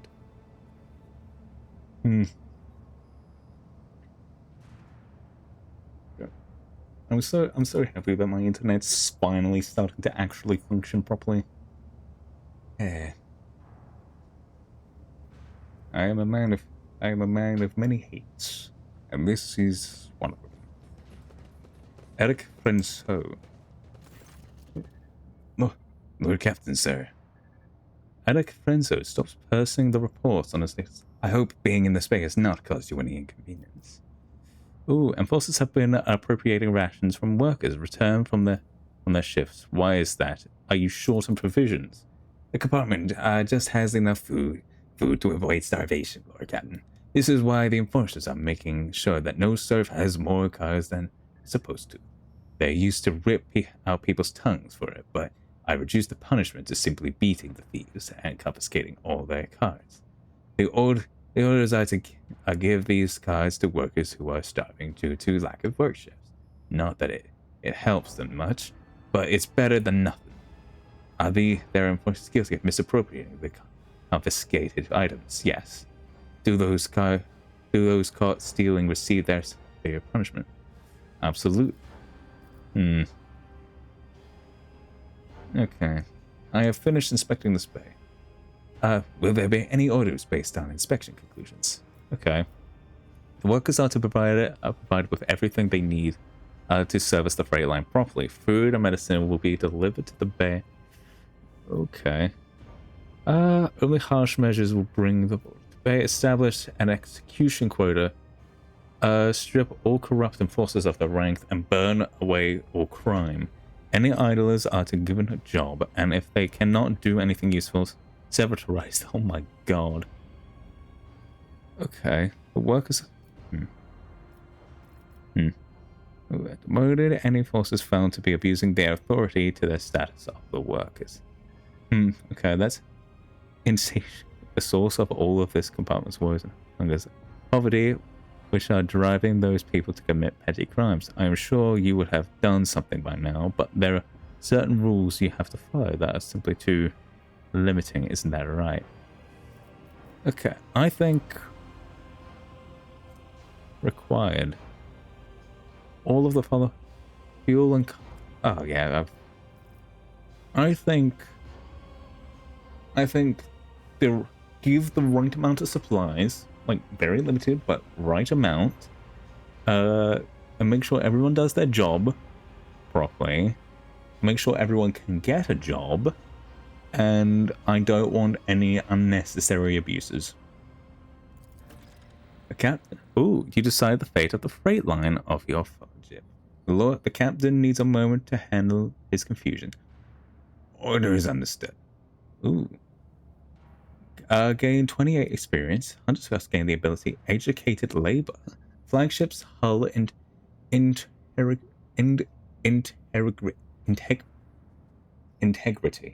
Fucking Christ. That's bad. Is increased by 10. The plating of all sectors of the flagship is increased by 1. The freight line workers studying to the best of their ability, applying newly attained knowledge for the betterment of the ship. Thanks to their efforts, logistical operations with the engineering bays have become more efficient, which has opened up new opportunities for fortifying the ship's hull. Be steadfast in your duty, sir. Make sure... Time passed 3 days. Lord Captain, here to report that orders have been carried out. The compartment is already operating according to the new procedure. Okay, very good. Very good.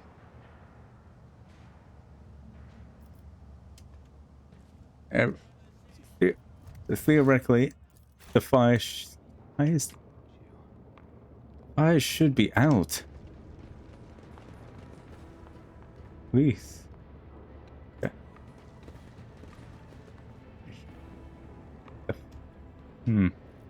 Okay. Don't know why I can't get up there. It'll make no sense. Maybe we have to wait till later. Who knows? God, as long as everybody's doing a fucking job, I don't mind. I don't mind what's going on. As long as everybody's doing a fucking job.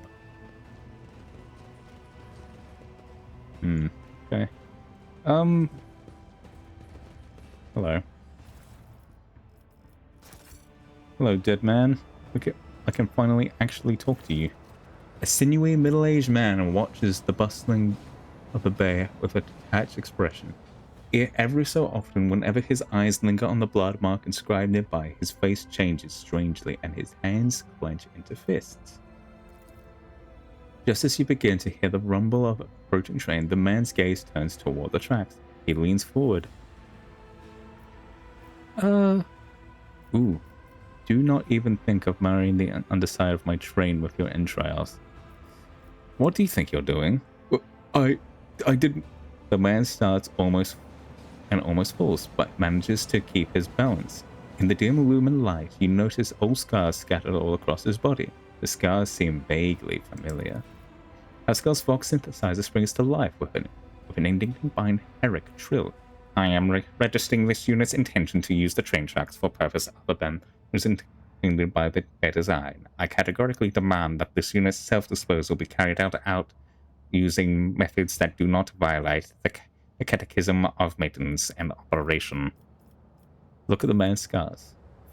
The scars are very in length and width and depth. The shape, however, you notice a pattern in the way the scars are aligned, as well as the series of faded symbols on the man's rough skin.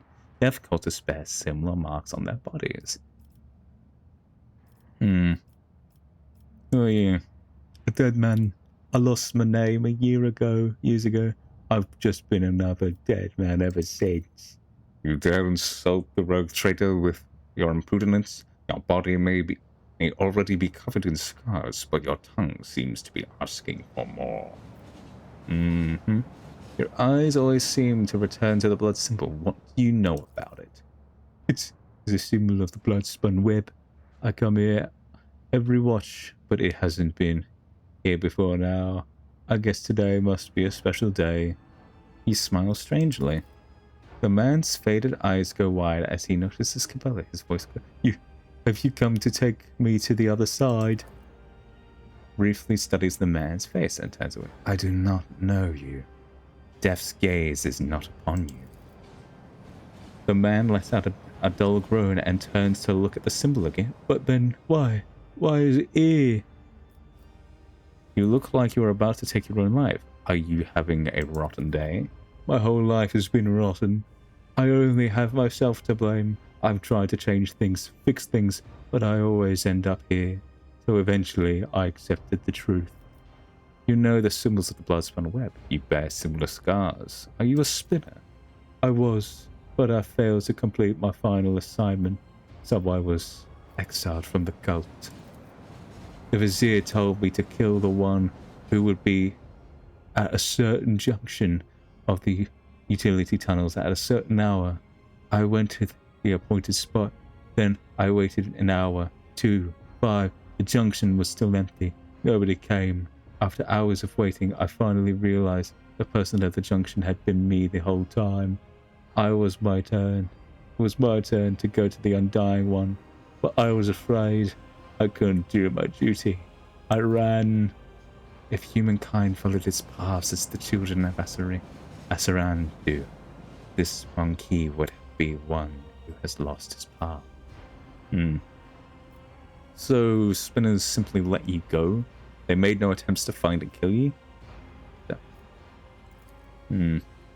There was no pursuit. I thought I'd see their black blades the very next day. Instead, years passed without them taking my heart. I tried starting a new life, but terror never stopped eating me away at me. When I got truly desperate, I went to the Temple of Death myself, but no one there would speak to me. When I gave them my name, they just whispered, Sebreed has gone to the Undying One. They looked through me like I wasn't even there. I've lived like this for 20 years, like a coward, like a dead man. You were ordered to die. For what reason? Okay. The man looks at you. Because some would choose to leave the righteous path. These earn penance in their due time. Her whip sings vengeance on renegade menace. Her blades pass sentence. Her cowards seek to hide their hearts, but death makes no pertinence. It takes what it is due in essence. He stops, then adds hoarsely the third verse of the Song of Trailing Blood. The Vizier recited it to me before sending me out on my final assignment. I didn't realize at the time that it was my judgment. There were plenty of reasons. I sowed death. I offered him the souls of the most pleasing men and women I could find because it kindled my passions. I killed well-off crewmen who didn't deserve their wealth, and I took their thrones. I killed enforcers who looked into my eyes without fear because I wanted to be feared. I reveled in bloodshed. I betrayed the tenants. I realized it, but I couldn't help it because I enjoyed it. You do not sound particularly remorseful. I've spent years in remorse. I'm tired of it. Have you killed more innocent souls since you ran? No, I've been afraid to touch my own knife since the day. Thought it might just stab me on its own, but the temptation is always there. Ooh. You are a coward and a butcher of the innocents. I will purge my ship of your existence. I will not judge you, nor will I decide your fate. You are disgusting. I will not grant you the release you crave so much. You may live on in suffering, fearful of every shadow. As the Emperor's anointed, I hereby overturn the Vizier's life for what? A few years of killings. Okay. Ooh. Oh. You know what? Yeah. The man does nothing to stop you. He even leans closer to the rails, accepting his fate with a smile on his face. The undying one is death. I'm supposed to kill you. You're not supposed to... No, don't... Wait, no. Cabela stares at the remains of he who was once his brother and said, "Truly, it is better to die for him than to live for yourself. This he forgot." Well, damn. Okay. So that takes me there. So what now? now what? What are we? But some would choose to leave the righteous path. These earn penance in due time. Her whips.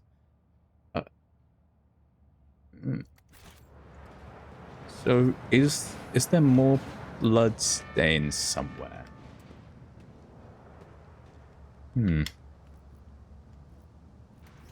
What's the objective?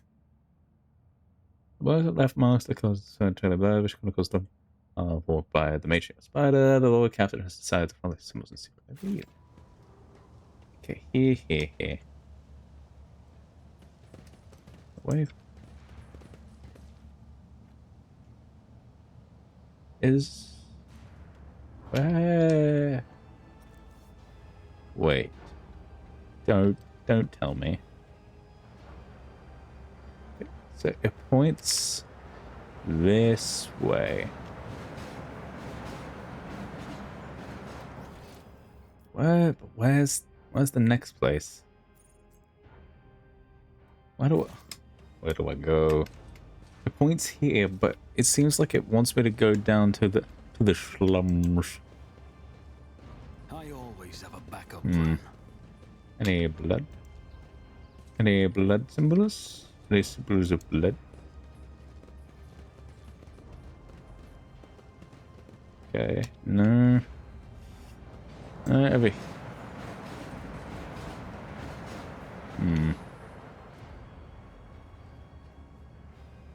Okay.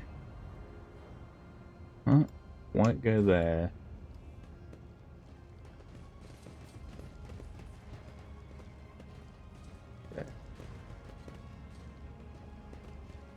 Okay. Okay, that's underwhelming. Okay. Oh!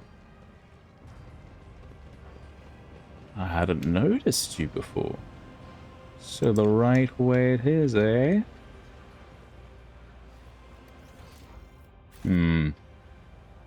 Symbols? Seems like someone's specifically guiding me. Back down to the lowlands. And a symbol. Pay attention. Oh. Lord Imperium. Success. These crates are typically used to transport weapons. The worn away marks make it simply to markings make it determine whether the shipment came from the crate's scuff surface. Okay. Oh, that's right. Cassio was the one who had my Lore Imperium mark. Here it is. The longer you stare at the mark, the quieter the station gets. Okay. Forward.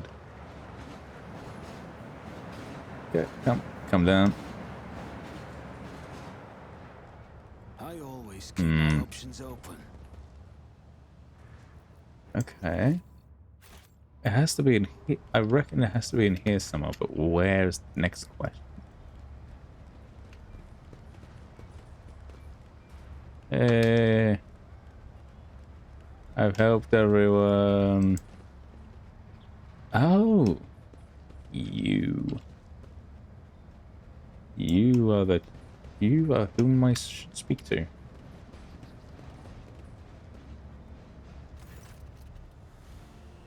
You're just wandering around in the dark, looking for the light, but there's nowhere to be found. Do you really not see? There is a symbol next to you. I have seen such marks before. Is another part of the Song of the Blood? Oh yes, the song. Here, listen. Sedena burst into hysterical laughter. She wandered in eternity in the dark, yet was consoled, where foretold.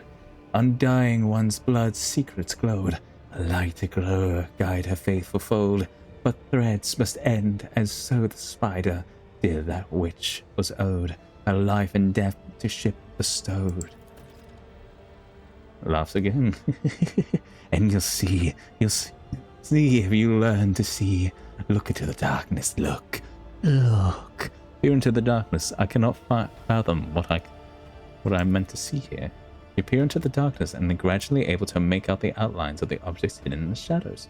Rotting corpses, rough walls, the witching death throes of the infected people here to die. You see no light in the place, only more darkness and despair. You don't see, do you? You don't see. Sedena shakes her head frantically and starts tearing off the rags. Strips her of her decaying flesh, peel off along with it. You will not see until you become like Sedena, the flesh and the blood of the ship. Oh? How do I become the flagship's blood? Oh, Sedena will show you, and you'll see the truth. Light, come now. Plunge into the depths of the ventilation shaft and become the flagship's blood. That sounds like a fucking dumb fucking plan. Oh, don't. Okay. Plunge into the ventilation shaft. Well.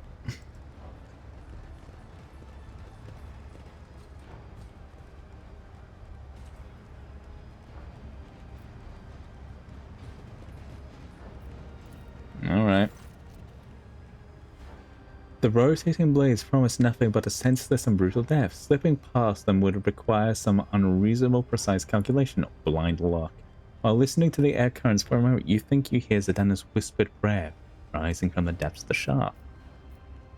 Oh, I've had it with this madness and with your riddles. I am not going to risk my life just for the sake of some temple. Oh God, I put my life in thy hands, for I believe truly that thou will protect me. God, please, Emperor. The words come easily, and all of your doubt fades away somehow. You know with certainty that your life will not end here. Alright, off we go. Stupid fucking plan, but whatever. Your life's not madness. Your senses. Yippee! Yes, I'm fully aware,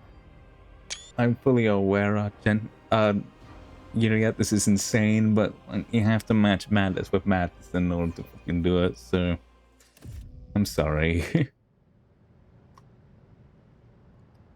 So it seems like this is the right area. Nope, can't rob him. Is there money to be made? Fine. Hello? Hello? Hello? I feel like I'm gonna fucking slip on that. Nope, okay. Hello? Is there a way? Nope. Wait. I'm sorry. Nope. I'm sorry, 1 second. I always get the job done. I always get the job. Sure, yeah. 1 second, back. Oh, there are large holes in the compartment ceilings. The spinners are dismantled and bulkheads expand to the higher light. Death cultist bows his head reverently. What's this? Okay. Okay, just back across. Rise to the top, or get left in the dark. This. The Undying One is dead. The Undying One is duty. Okay. They're at the end of the corridor.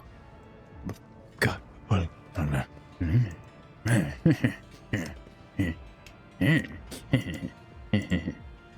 Give it to me.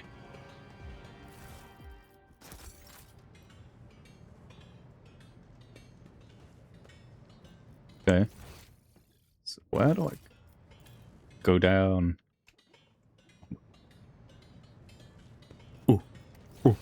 I think it'll go. I always have a backup plan. They're constantly repairing. At least they're helping the ship.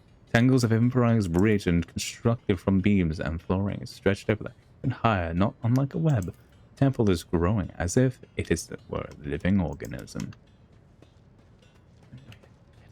Where's it? Where's it? I'm looking for it. Give it to me. Give it to me. It should be mine.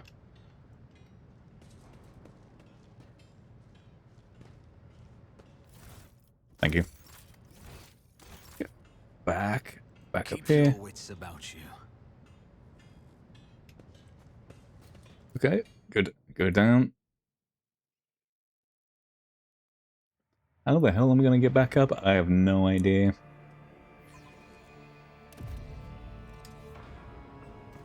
Ooh, any loot? Nope. Huh. Whoa, Imperium standard paint. What do we have here? Yo, give it to me. Thank you. Anything.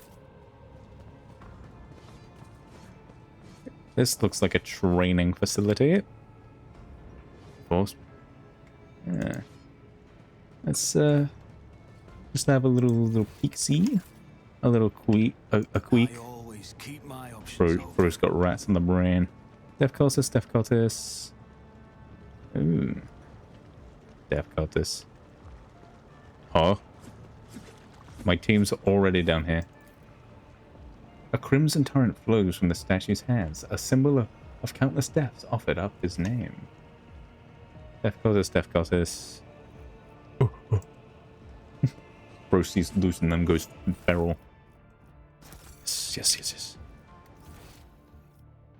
The Zee of the Blind Sword. Death cultist. Any loot? No. Let us not dawdle. Okay, fifth spinner, sixth spinner. Fifth, sixth, fourth. That's how it's The done. smoke tickles your nostrils, making you slightly dizzy. Such substances are known to induce visions of hallucinations. Vizier, Kabila, bird. Okay. The Vizier of the blood-spotted web. A frail old man, grey beard tinged with blood, folds his wrinkled hands into a ritual gesture. His body is covered in scars, some old, some fresh, and his eyes are sewn tightly shut. His mouth cleft at both corners, making his jaw seem eerily snake-like. The Lord of the Ark walked the paths of unlife in the footsteps of the web's very first spinner, and the last servants of the death bowed before him, for the Domin is the giver of life. The old man goes still, his head turned to the side. He nods toward the temple, mouth silent. Yes, truth like a stream pours from your lips. We welcome him as the tenants demanded. A thin blade appears in the old man's trembling hands, although his arms are stiff and looks like they can barely bend. In the next instant, the dynasty symbol is etched on his forehead. dripping blood. With a brief motion, he flickered apart the blood of his blade. And several drops land on your face. The blood-spun web welcomes its new lord. I am the Vizier. For many years we have waited, and now you are here. We have waited. We have waited, whispered. We have waited, we have waited, we have waited. Whispers echoed from his words from the shadows. Why is it that you invite me here?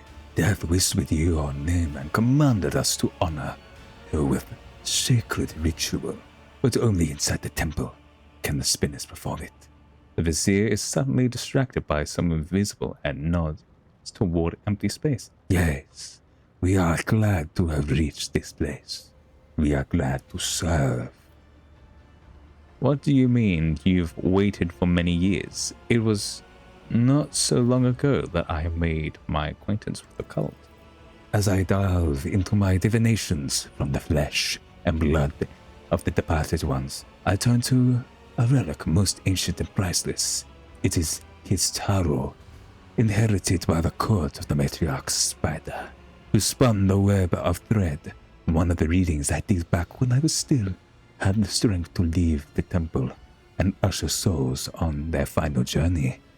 That was when intricate tangle of destiny, I glimpsed our meeting, but when we would meet, alas, was not revealed to me. So we waited year after year, and now the hour has come. Vizier, is that some sort of title? It is the name we give to the first spinner, the one who has learned the wisdom of the tenets of the web in order to lead others. I may have a duty to instruct the spinner bloody threads, but in all other ways, I am as much his servant and yours as anyone else in this temple. So you just walked my companions in here the normal way while I was forced to take their jump? The spinners guided them along a different trail. You had to take the step, for only you were meant to become the flagship's blood domain. There was no reason to test the faith of all those who follow you, for this burden was for their lord to bear. How did you manage to erect an entire temple in the middle of the ship without anyone noticing? Followers of the cults once inhabited the tunnels between the bay's bulkheads, until the threads of fate were tangled, and the domain of ages past gave us this compartment. Pardon me, my word. We set ourselves to build spacious halls, where the shadows, the images of him and the spinners themselves, with whisper of death, and thus the temple that you would see began to change with the succession of his years and the cult's generations. We are building it still, slowly but surely. I expected greater respect from one who so eagerly anticipated a meeting with a rogue trader. No, that's disrespectful. I have walked the path of the matriarch Spider. What now? The song of trailing blood tells of a path fraught with trials. By accepting it and setting out on the path, you pass the first one, the trials of resolve, but not everyone is prepared to shun their fear and doubt the embark of a search of the unknown, a search of death. The trial of compassion was the second one. You passed it when you put yourself, albeit briefly, in the service of another soul, a man suffering from burns. But the choice between life and death is it to be made only by those willing to take responsibility for the pain of another. The third was the trial of justice in assuming the role of judgment for an apostate of faith. You have declared your right to influence the balance of life and death that the errant soul had upset, and the fourth was the trial of duty, where duty was laid to death. We are prepared to render our duty to the undying one, fearless and accepting our promise, which is to serve him. You too have proven yourself prepared for the four trials have brought you here. Were the trials truly necessary? Would not a conversation suffice? Such are the tenets of the web. They are all we have known for our life. We have learned to live. The path we walk was a gift from the Undying One. And so we decided that was how we were to honor you. Vizier's sunshine eyes seem to peer into your face, studying it. Then he turns away and speaks again. Peace, my brother. The time has come again. Who is it you talk to all the time? The Vizier turns his head as if looking around the temple. I see echoes of those who came before us, and those who are with us, but have since crossed over to the other side. My brothers and sisters raised by the cult. I hear them from beyond their depths. They share their wisdom. I heed them. The other spinners, they hear not. That burden is mine to bear. I see your eyes are so shut. Are you blind, or is it that another one of your cultist rituals? I was sighted for much of my life, until a disciple of mine violated the tenets, and I realized just how blind I had been. A lesson, but a bitter one. To look with one's eyes alone is too easily fooled, but the heart cannot be lied to. Oh God! Oh my God! Sorry, I'm just bored. So I'm really fucking tired. Such is the truth, and such was my choice. I sealed my eyelids with the grease to choose sight. Now I see more and better. So this entire conversation is another test, I imagine. A smile graces with the Vizier's bluish lips. The tenants command us to be prepared for all trials, corporeal and spiritual alike. Are you prepared, Domin Bokidoglin? His mouth closes, but you can still hear a whisper. A prickling sensation in your face is making you increasingly anxious. You raise a hand to your cheek, only to realize you can't feel it. You look at your palm and see a few smudged drops of blood from the Vizier's blade. A strange, serene calm envelops your body. The fatigue subsides and you seem to float in the air, seeing things you had not noticed before. The shadows in the corners taking on a shape and color. Oh God! Oh my gosh! Sorry. Oh, that's bad. That's bad on my sleepiness.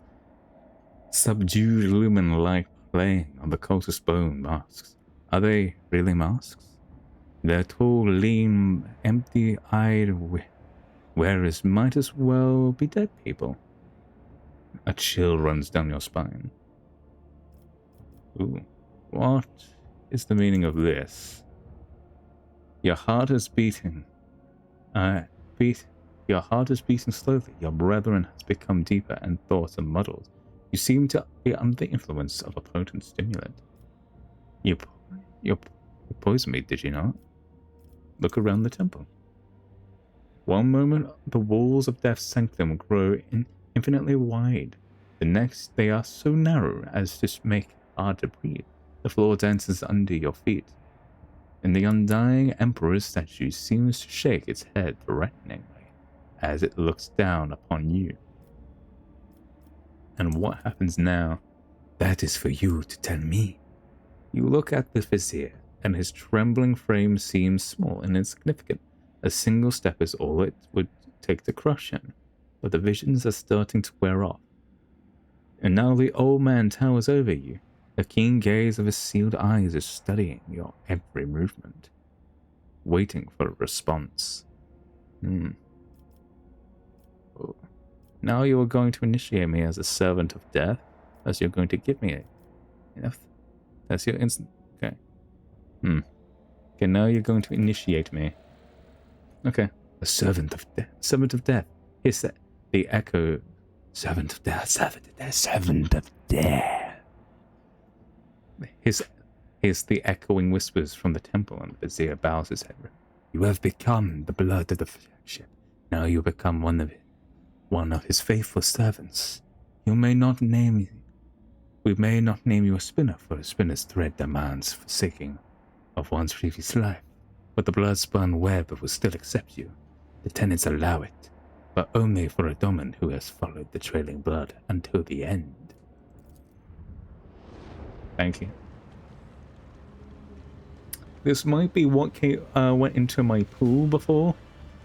Oh no.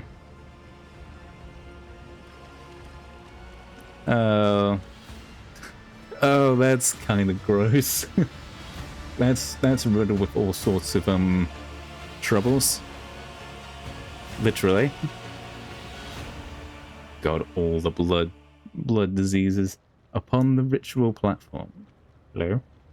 At the undying emperor's feet. Hello. Under the keen gaze of his dark, empty eye socked howler, you feel completely insignificant. Surprisingly, the thick the thick blood pouring from his hands onto your brow, chest, and shoulders is still warm. Bowed before his image, the vizier assumes the ceremonial posture with incredible ease. With withered body moving swiftly and soundlessly, you are slowly plunged into darkness to the sound of ritual chants and swooshing blades. Amid the noise of the splashing blood and the cultist whispers, you hear the words. Death has spoken your name, Domin Bogle Dublin. Death accepts you. Look up into the face. Offer a prayer to the undying emperor. Each word consecrated to him echoes in your temples and chest. Your veins become hot and your blood turns to liquid flame. You have no fear in you. A whisper seems to come from above, from the emperor's lips of the stone. I see you. I see you. Oh. Could the lingering intoxication still be playing tricks on your mind? The vizier's voice grows suddenly thunderous and snaps you out of your reflection. Death has accepted you, for Domenboki Dogli, and now and for all time, you are the Blood Warden and the Undying One's most venerable servant. Ooh, battle trance. A strange whisper brushes against the edge of your hearing. You cannot make out the words spoken by the infinitely distant yet infinitely powerful voice. You were not even certain whether you actually heard something or simply imagined it. Ooh. Battle trance. What does this actually do? Cost 5 the character. 2 wounds to you. Oh my god. The character removes the blinded, immobilized, prone, slowed, staggered, and stunned effects. Oh. This ability can be used even more. Oh my god. My god. Kill me. Instead, if the character has no negative effects, they instead gain +1 AP and +4 movement points on the current turn. Okay. Blood warding, very flattering. I will add it to my other titles. Now that you have a part of the blood-spot web, remember henceforth to beware of vanity, for it leaves gaping rents in the armor of the souls. It felt as if the God Emperor was watching me. Too many. He comes during this time of service, in images of blood and whispers from the shadows. But remember those who are mere visions. True death will not come for you until your time, and it will take your soul gently in its bony hands. So the ritual is complete? The ritual is complete, but you are not. The vizier gestures for one of the cultists who have carefully held a strange garment to come closer. For years we have maintained fealty to the Dominie. We have collected sacred symbols and relics. You are the first in 3 generations of lords and ladies to grace this sanctum, and the first of them all to be initiated so. We are grateful, we are uplifted in spirit. Hear our exultation and accept this gift, a vestment sewn from the blood, from the bones of his faithful with the threads of death. Oh. That actually might be bad. That might be good. A cultist whisper prayers to the Undying One, as if they help you change your clothes and regain your faculties. You became a spinner of the bloodspun web. Yippee! Is this armor better than the one I currently bear?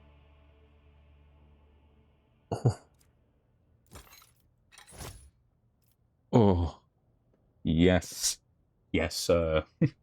Yes, sir. Oh, that is. Ooh, that is so much better than what I've currently got. Look no further. Greetings, team. I know how to take risks. Wasn't that fucking weird? Is there any... God, is there going to be dialogue lines? Vizier head trembles with an imagery of age, and his lips utter barely audible words meant for those who can barely hear. Domin Berkeley Doglin has honored us with a visit. We are glad. First spinner. He is Calabella. You are the shield. You are the shadow. You are the blade. So be them. The traditions and rituals are rooted in blood and death. Many are frightened by that. Oh my god. Block of text. Many are blind even with their eyes wide open. Thus spoke the matriarch spider. People look at things without seeing their essence, which makes them easy to beguile or frighten. We adorned tunnels with the bones of the righteous, that they may guide our faithful against corrupt deeds and thoughts. We use the blood of unholy ones for divination, so we may see dangers. The blood of martyrs is our wine, for their suffering makes us stronger. People are afraid, but only because they see death as the end. Death, however, is the beginning. It is life, duty, and oblivion. Death has many facets. That is essential. Essence, that is its beauty. What are the tenets? I want to hear them clearly. Every thread ends in death. The Vizier falls silent as though those words have explained everything. Then he nods towards empty space. Yes, I see he is still full of questions. Let us give answers about our ways, my brothers and sisters. What does the Supreme command? To give and receive death, and to fear no twist or turn of fate. One who is afraid of death is already dead in the soul, waiting for the end, afraid to accept the inevitable. A life of fear is disgraceful. The true service is in dedicating oneself to death with no regrets. What do your tenets say about human weakness? The smallest stain of rot is enough to ruin the most beautiful woven pattern. Weakness is a gateway into the soul, one we hold open for new failings. It is born of desire. Kill your desires, and your weakness will die along with them. An insurmountable challenge for monkeys who nurture and cherish their vices like their own children. The followers of the web are skillful fighters. What is your secret? Vizier smiles gently. I cannot share the full wealth of my knowledge, for it has taken me a lifetime to learn, but I can share their foremost lesson with you. Be guided by reason, not fury, when you fight. And seek no pleasure in killing. That is how you will win. I see. The Vizier is once again distracted by the empty space to his left. I will take my leave now. We will meet again, Domin, and the threads of fate weave a bloody pattern. Yeah. Whisper with all of that. Yeah, blah blah blah blah.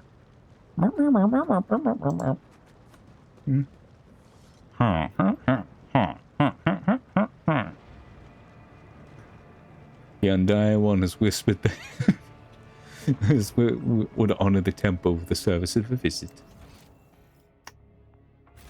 How do I get out? How do I leave? That's is this the exit? Here we are. Hello. Oh. Yeah, a spinner. A spinner, his face covered in carved bleeding lips, makes a respectful gesture of invitation. Let me show you where to Domin. The way to what? Let me show you the way, Domin. Let me take me to the way to what? Spinner points his finger upward at the ventilation shaft through which you reached the temple the first time. The path where you the lay people dwell is complex, web-like. Let me show you. Take me to the enforcer in charge of the freight line hub. I will this with him. Show me the way. I intend to stay. Oh, yeah. Take me to the enforcer. Take me to all the friends. So, take me all the way to the way out, please. Now that I've done that, I wonder what's next on the list of things to do. Well, I still have to go to the officer's deck. Ah. Eduk. Nope. You don't have anything for me. Oh, hello. God, I can't get there. That's tragic. Well, I guess I'll acquire this stuff some other time. I can get that now. 1 second.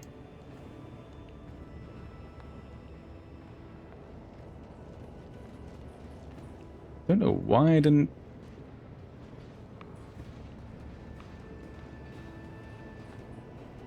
Damn you. Damn, she really, The jump. Vizier. Would he be proud? Am I? Damn. Jump down. Nothing's impossible for this old officer. Agreed. My man. Did I block the way to the gang? Because I feel like this shouldn't be here. Just keep your eye on the price.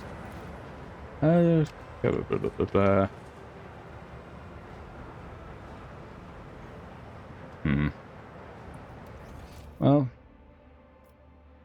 I guess we won't know. Guess we won't know how to get in there. And the likelihood of remembering that's down there and actually doing something is going to be dramatically different. No. I do like this place. It's very nice. Ooh. Hey, I've got so many tags. I probably could have given them out.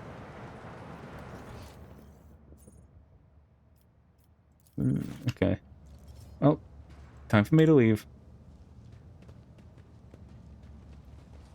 Let's head back to the bridge. To the bridge. Bridge. There we go. Got my head hurts because I scratched it a bit too hard. What the heck? I'm killing myself. It's very slowly, apparently, in the video game Twitch or YouTube or whoever it is. Okay. Oh, it's probably worth going to have a word with Bella. Let's see. Okay, chat. Prologue's done. Chapter 1's done. Okay, chapter 1's done. Let's observe the officer's deck. Okay. Annuquare. Balances. Okay, yep. What's going on down here? Done that. Done that. Good.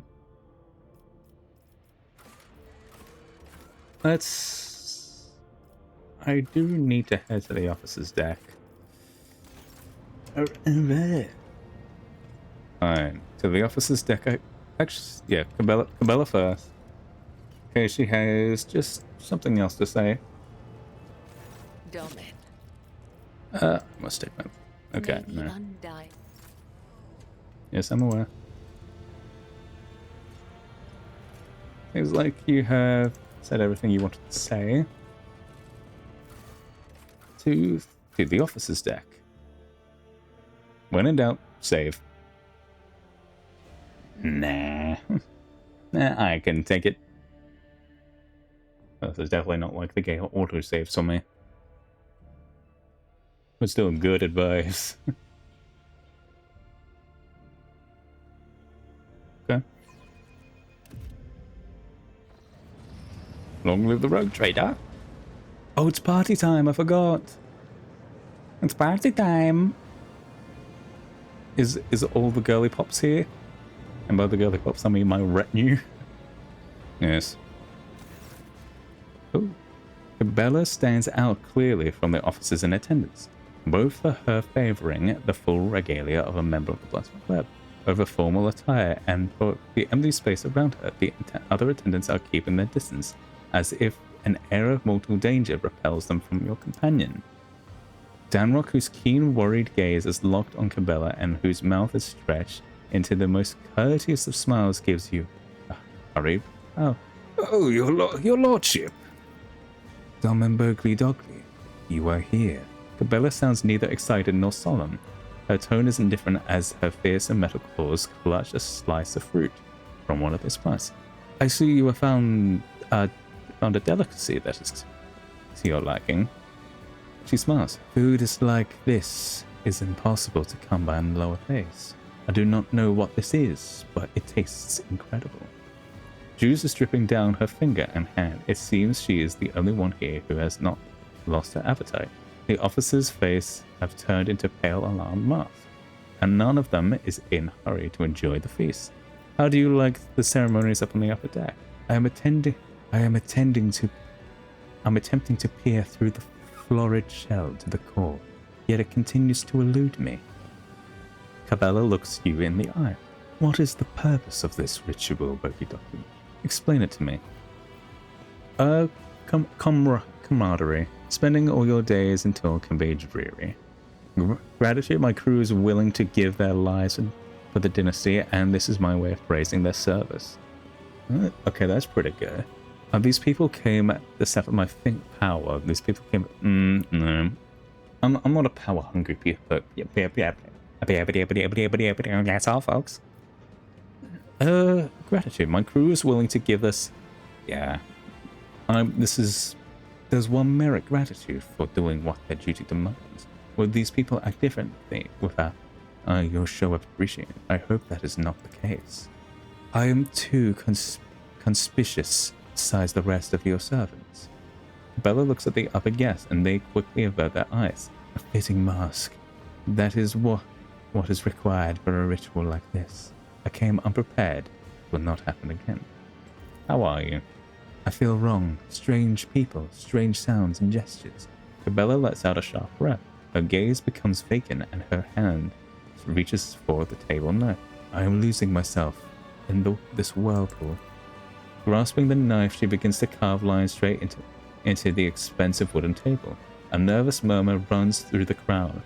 Their tense gazes are locked on the harmless-looking, barely sharpened metal utensil in the hands of the cultists of the Bloodspot Web. Look at it. Could it be that someone here finds the conduct of the Lord's Captain's guests disturbing? I see you have already mastered the art of commanding attention. You seem to be quite... Ooh.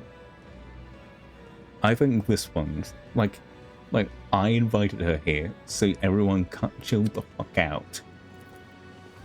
Your words diffuse the fearful attention focused on Cabela as a strike cruiser scatters a raider squadron. The officers stop staring at your intimidating companion. Fine experience. Cabela glances at the maze she has inscribed inside. Whenever I lose my thread, whenever I am forced astray by the outside world, I return to the labyrinth. It has all the answers. My meditation helps. In finding my way out, I regain myself and praise the righteousness of serving the Undying One. Your choice of attire is not customary for such. I sense this gathering was a terrible mistake. Sighs heavily and looks down. Why? You have looked behind the curtain at my existence, and now I have looked at yours. But I do not think that we have heard all the words that should have been spoken here today. Is it because you do not wish them to say them in front of witnesses? Oh, it is high time that the dull evening was over and done. We should return to our duty. I grow weary of the crowd. Take a walk with me. Cabela avoids your gaze as the two of you walk away from the other's gaze. She seems calm, but the slight tremble running down her right hand betrays her agitation. Once you are alone, she looks straight at you. I have discerned what you are doing here, and I know that your calling it a ritual was a ruse. True rituals are constant, immutable, like the cycles of cooling machines in the ship's bowels, or the shifts of the bay's servants. This was spontaneous, something you prepared just for me. Then you stayed at my side the entire time. Now here you are, granting me yet another request. Why is that? Okay. The options. What do you mean why? You are my instrument, my braid, one that I intend to maintain. You are my comrade. I cannot simply dismiss you and your wishes. I have come to value your company. I want to show you that there are other things in life besides service and duty. You are... I want to go with this, but I wish it said you are my friend. You are my friend. Bella lowers her head, then looks up at you. Here at the top of everyone's blood still carries a craving for what my cult sees as a weakness. Attachments. Intimacy. I understand. But I have no need for them, and yet I am grateful for the offering. She shakes herself slightly, as if throwing a familiar cloak of aloofness over her shoulders. We must now return each to our own thread. Thank you.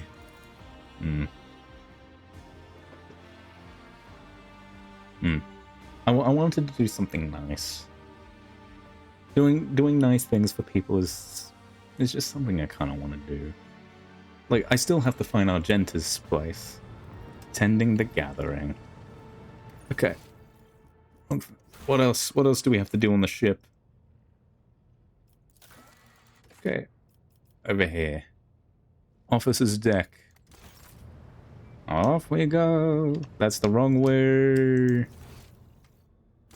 Thank you very much. Waiting for me to turn up.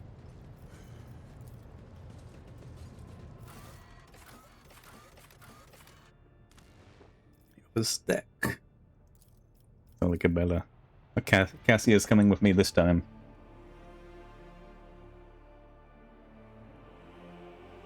I highly doubt I'm gonna need anything more than that. I thought we were gonna deal with more shit. Oh well. Oh well. Oh, Jocasta. His lordship, the rogue trader, has seen fit to honor us with the presence in order to monitor the course of this investigation. You are expected to perform your duties immaculately and report your every step to me. Should any of your actions bring shame to the enforcers, you will answer to me personally. Lord Captain, the 3 officers before you have been tasked with conducting the investigation. The first, Captain Klein. Calvin is a veteran with a record of quelled uprisings of mutant abominations in the colonies. Captain Ginevere is young, but she has already preempted several mutinies among the ship's rabble. Lastly, there is Captain Horokko. I hope I never have to pronounce that name ever again. His interrogation skills deserve credit, and he knows how to instill fear and respect firmly in the minds of the riffraff. After carefully assessing the officers bearing their uniforms, Abelard nods with satisfaction. Their drilling is good. Their service records are excellent. Let's see how they perform in the field. What are the findings so far? We have discovered a worker's corpse, mutilated and desecrated. We are still looking into the man's identity and position, but the surgeon's report has confirmed that among all the blood that was pumped into the bath chamber, the blood carried mutations was indeed his. The workers from the nearby decks have all been checked for genetic aberration, but the mutations identified are all within the norm for laboring masses. They are being rounded up for interrogation as we speak. Okay, very good. Juliet frowns as she surveys the deck. So much noise and empty violence. I am surprised you are able to find anything in this pandemonium of your own making. Yes. God, it's crazy that she's just sitting in a fucking corner. I'm sorry, mate. Even taking into account the neighboring decks only that constitutes hundreds of people, how do you plan to question them all? Our interrogation techniques are broad and varied. However, nothing loosens the tongue like corporal punishment. Beatings, mutilations, torture, public executions. Yep. That certainly does the job. Trottbacca almost purrs as she lists ways of making people suffer. When combined with psychological presence, such as methods work wonders. It is inhumane. I order you to immediately cease your barbaric, a fine approach. An unfortunate necessity. Let us return to other matters. Indeed, Lord Captain. Most unfortunate, says the Master at Arms, bloodthirsty smirk stealing across her face. I will let you be bloodthirsty. That's your job. I'm the one that feels bad, and you're the one that makes other people feel bad. Do you have any working theories? The mutants are plotting. Klein spits in disgust. They're being breeding like void rats, so they're getting cocky. Must have wanted to infect your lordship with the plague. Okay. It wasn't an attempt on the captain's life. It was soon a threat. The rabble are planning a revolt, so they're trying to terrorize us. Soon you will drown in their blood. Insurgents pride themselves on such metaphors. Meanwhile, Captain Hiroko is convinced that it was the work of Vtuber's survival cultists. However, I believe this is to be a warning rather than a threat. What we need to establish is who is trying to warn us. And of what? What do you propose we investigate first? The body. Once we ascertain the dead man's identity, we'll be able to locate their associates and narrow down the number of suspects. Captain Klein is in charge of examining the corpse. Yes, your lordship. I'm almost done with that report. As soon as it's ready, I'll deliver it to you. Good man. Then let us begin. While we wait for Klein to report back, please enjoy the refreshments and have been prepared for you, Lord Captain. Oh. I want my team to be sitting with me. Okay. Heinrich. A pair of enforcers with battered faces is escorting Furnace Master Heinrich Montag. His lip is busted, his knuckles are grazed and covered with blood, and there is a chewed up echo stick between his teeth. Oh no. I like this guy. Please don't. Oh. One of the enforcers drones nasally. We apprehended him while he was trying to break through to detained rabble. Got into a scuffle. We barely managed to restrain the troublemaker. He demanded an audience with you, Mr. Trottbacca. The Master at Arms and the enforcers releases their prisoner. Heinrich adjusts his clothes and approaches confidently. Right, what your enforcers think they're doing, Jocasta? What are you assaulting my people, deny them water like they're criminals? You've got teenagers and elderly folk here, and they're all just ordinary workers. They've done nothing wrong. No, Heinrich. What do you think you're doing here? Attacking my people, chastising me in front of the Lord Captain? Get out before I have you charged. Heinrich looks up at you. Your lordship. Your lordship. I ask you to please protect your servants from this abuse.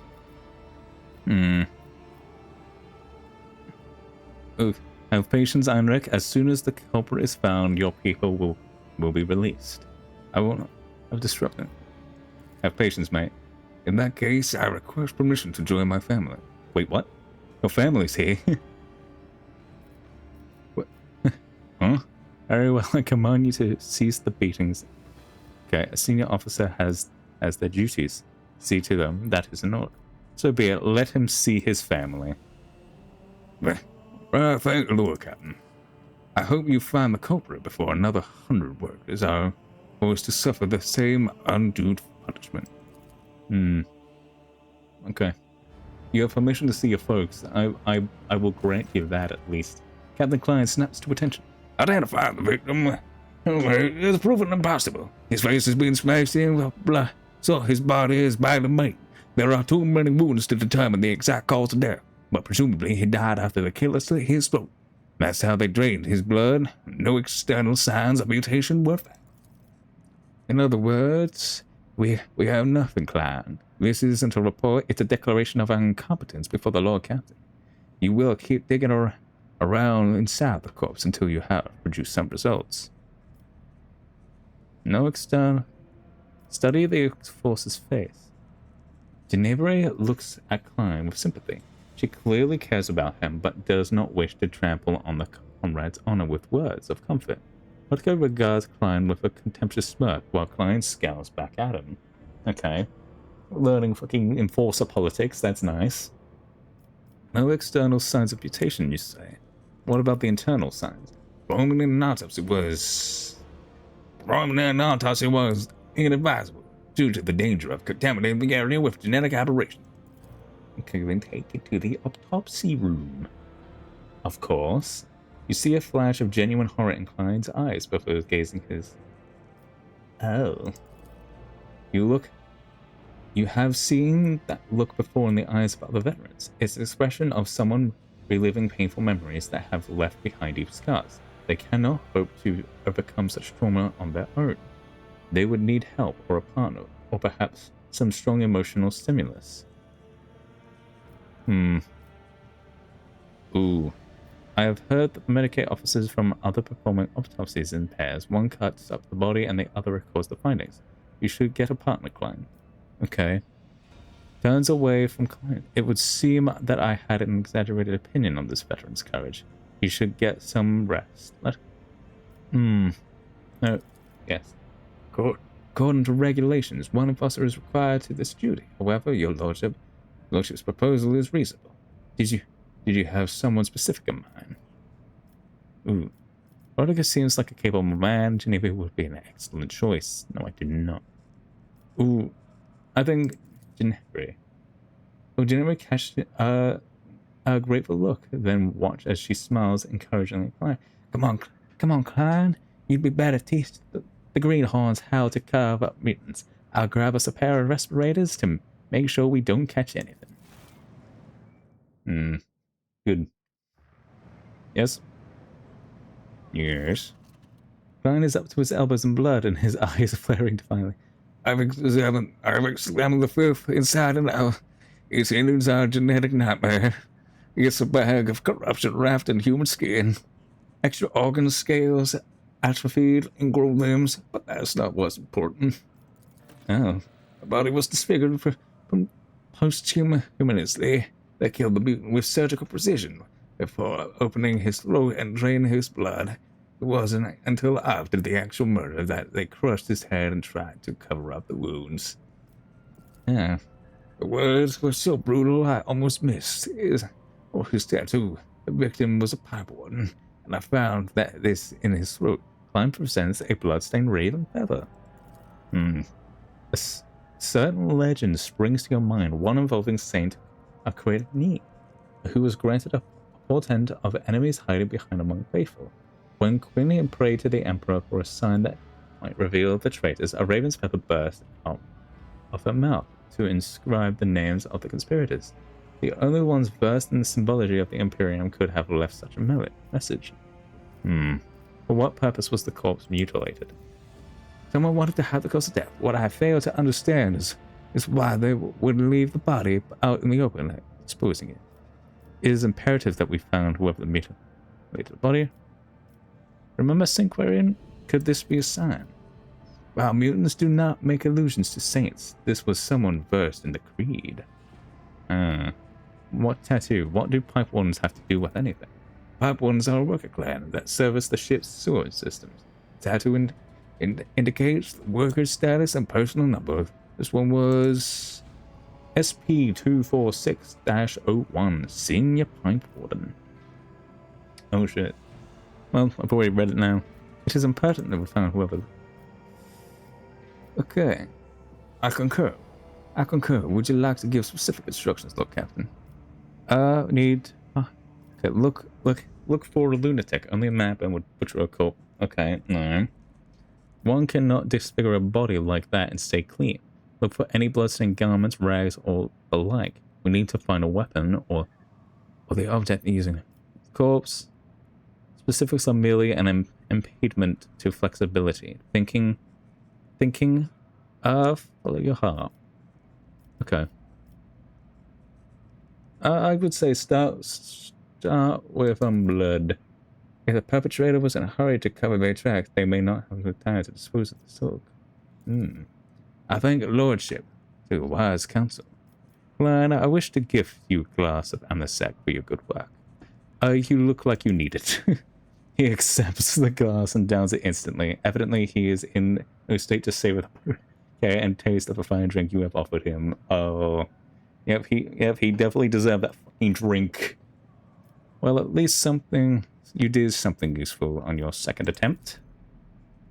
As Klein bows his head guiltily, Trottbacca mutters, her gaze boring to him. Rest assured, Lord Captain, disciplinary measures will be applied to Captain Klein as soon as we are done with the investigation. We should run the victim's identification number through the master log cogitator. If its machine spirit favors us, we will be able to narrow down the number of suspects. Geneva, hey, this is your area. Okay, good.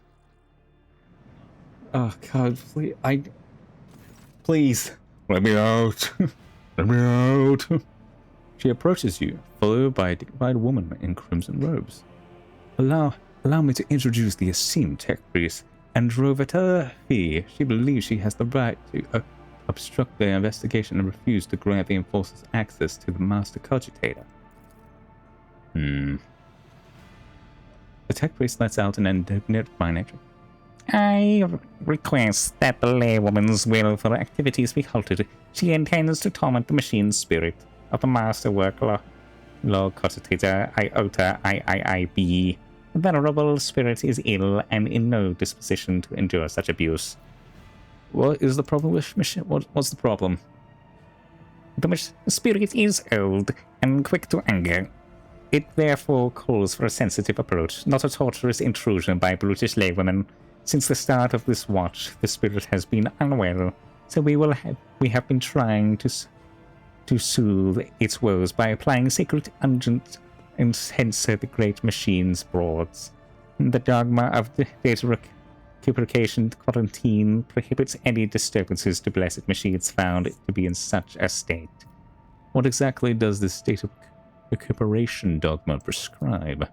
Let no profane hand touch the sacred machine, stricken with the mechanism be shielded from all worldly troubles by the veil of righteous litany, and let its shrine be thrice honored till the milady is no more. Okay. Judging by Neve's expression, she would rather have her profane hands touch Andromeda's neck. Oh. Pascal, how profane would you say her hands are? I am Magos Explorator of this vessel, Engineer Prime. The profanity of this unit's hands, as well as the rest of its limbs, organs, and augmentics, is null. If the Honored Magos supervises the laywoman's tactful interaction with the spirit, I will sanction the disturbance. Yes. Yes, good job, Pascal. Good job, clap, clap, clap. Raising her hand high and on the waves. Omniscient, preserve us. The Grey Spirit was infected by a layperson. That is the culprit you should be searching for, not some pipe weapon. Sacrilege. Registering a Category 3 act of sacrilege, resulting in a Category Epsilon Quadro transgression scenario. Requesting the inclusion of the offender in the registry of wanted entities for the purpose of expiative disposal. We have discovered the cogitator's malfunctions began after the unauthorized attempt to access it was made. Someone deliberately angered the machine's spirit in order to bury the work logs. Thankfully, the esteemed tech priest was able to appease the spirit and extract the information we needed. What the fuck? They offended the machine? Someone that shouldn't have done shit has done shit? What the fuck? The victim's name was Otto. On the day he died, he was servicing value 227B, which supplies water to Rogue Trader's Bark Chamber. He was also had a partner who has yet to be appeared for the duty since the incident occurred. We have suspect. Did the murderer get to the cogitator too? Impossible. Since the start of the watch, this area has been used as the center of operations. No rabble could have slipped by unnoticed. Moreover, a common pipe warden would know how to commune with the machine spirit. The murderer had him. Who is the partner? Senior pipe warden Gwendon, number SP-268-55, an 8th generation pipe warden. No registered infractions, excellent discipline, perfect work record, an exemplary servant of the Imperium. Master of Arms, how do you propose we find our new suspect? Your Lordship? Your Lordship, there was a man named Gwendon among the rabble waiting to be interrogated. He immediately struck me as suspicious. Please allow me to question the man in your presence. And Sorabak narrows her eyes. All she says is, bring him in now. I agree, because where's Cassie? Oh, shit. Before you stands a gaunt man in work clothes. His face is swollen from the bruises, and several of his fingers are broken and sticking out at odd angles. He stares vacantly into the disturbance with watery eyes.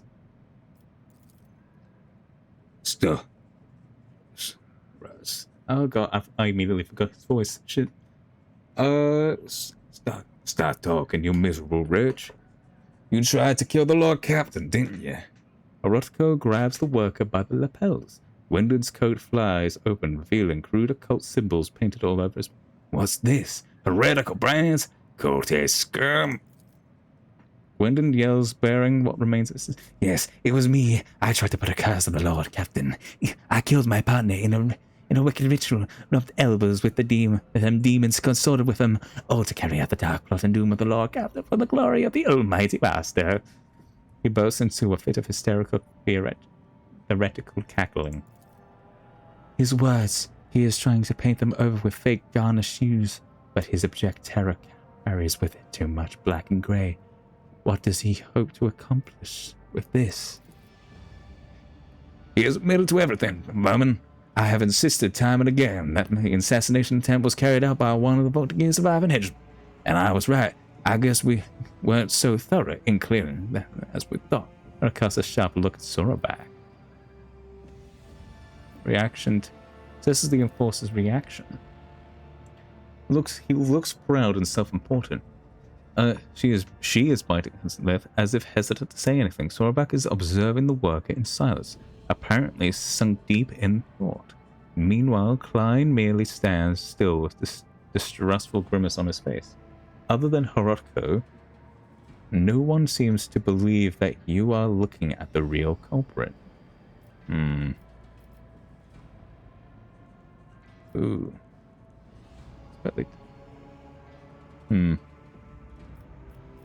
Okay.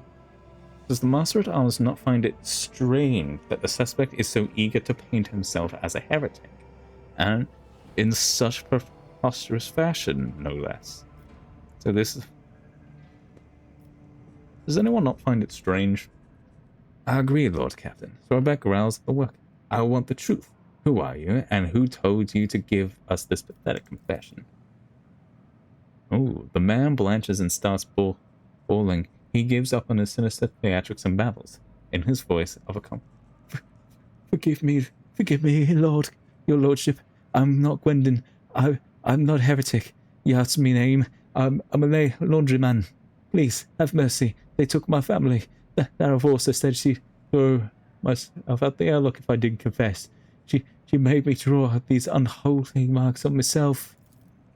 Abelard casts a significant glance in Sorabak's direction. Your enforcers have a knack for persuasion, Mr.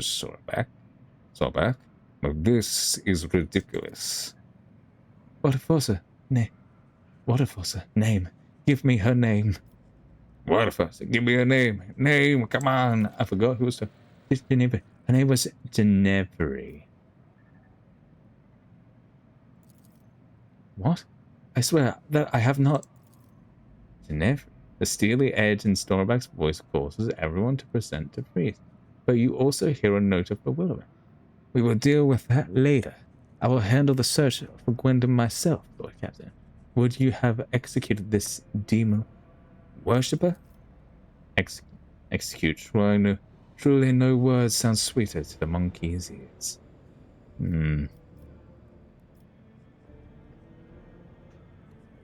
Hold on, he has lied to us more than once, and maybe he is lying to us still. Do you have anything to say? Spare the man what? Hold on. What does she have to say? I've never threatened his family.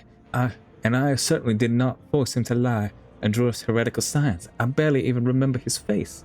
I may have interrogated him before, but it was someone else who put him up to this. And yet he knows your name and pointed you out right away. Do you not find that funny? Do you?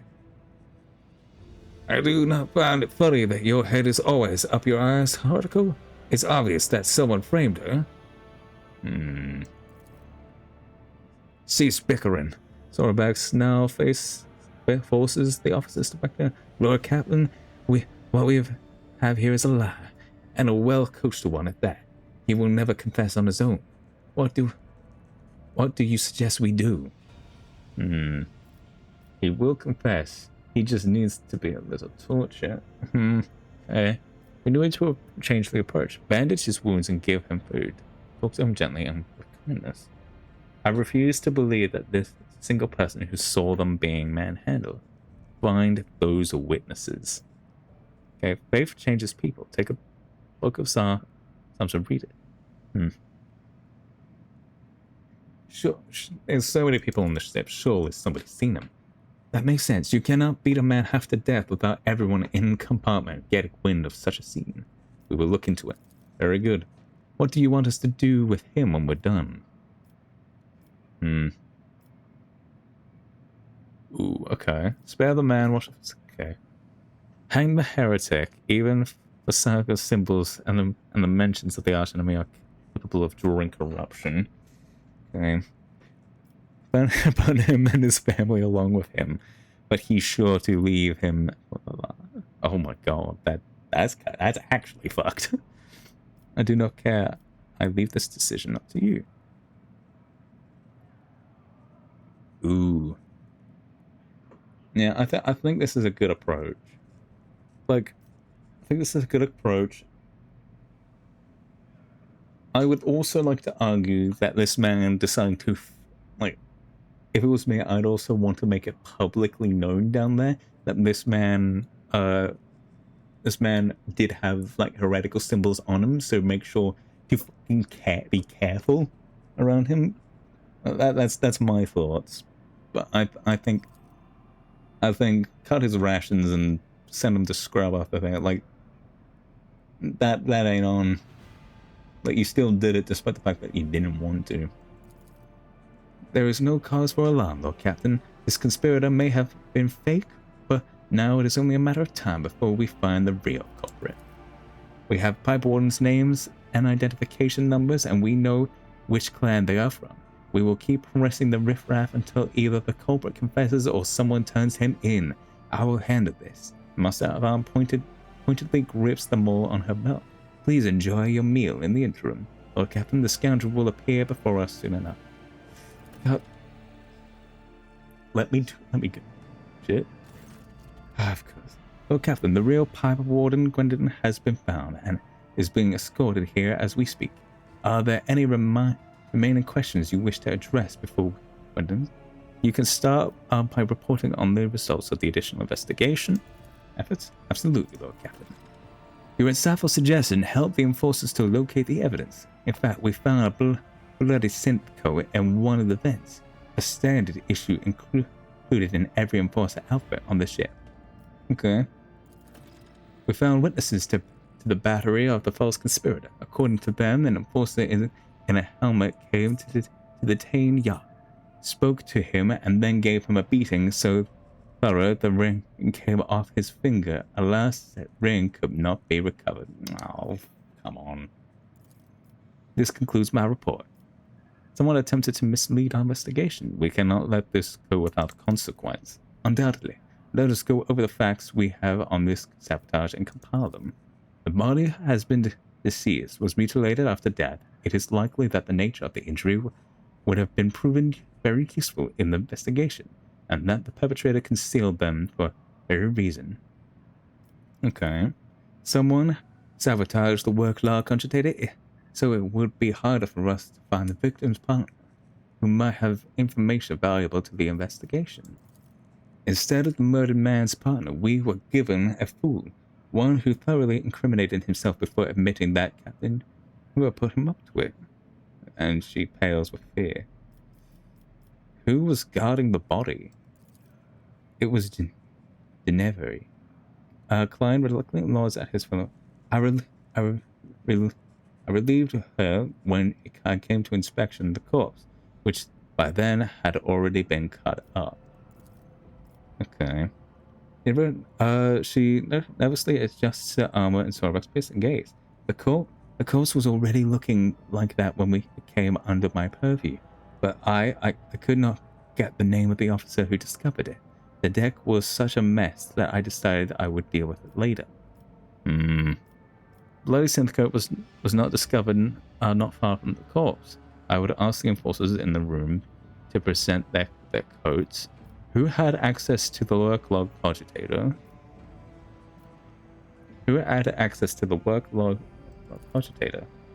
Tech Police did not let anyone near the cogitator. They even tried to prevent the enforcers' investigation. Ginevra, you were there the entire time. Yes, ma'am. Soon as they started the watch, I went there right after I handled the body of the client. The only time I stepped away was to retrieve the data slate from my quarters. I left the watchman, but he went missing. Most likely one of the officers did not realize he was on duty and sent off on some errand, but I was only gone for a few minutes. Very convenient. A missing sentry and data slate misplaced against regulations. Drums his fingers on a holster on his belt where his own data slate sits tightly nested. I don't understand how I could have forgotten it. I always check my gear when I go on duty. Suspect Yart claims that you coerced him into lying about himself. What do you have to say for yourself? I may have conducted his preliminary interrogation like so many others. Rodko requested my assistance because of my experience in dealing with the rabble, but I swear that there is no truth to these accusations against me. I had never threatened his family, and I certainly did not force him to lie and draw heretical sides. I barely even remember his face. I may have interrogated before, but I'm up to this. The transcript says you conducted Yark's interrogation alone. Why is that? Because I can handle a single laundryman. Raises her chin proudly. Okay, that's fair enough. Witness saw Yark being knocked around by an enforcer wearing a ring. Let me see your hands. The enforcer takes off the gloves. None of them are wearing a ring. However, you do find a small mark on his little finger, as if they have been wearing some sort of band on it for a long time. Are you no longer wearing your family ring, Horako? Klein gives him a bloodthirsty scowl. Not on duty, and certainly not in compartments full of detained rabble. Okay. Behind the armor of afflicted indifference, his thoughts of oozy grimy hues, like blood mixed with umber. It looks vile. Okay.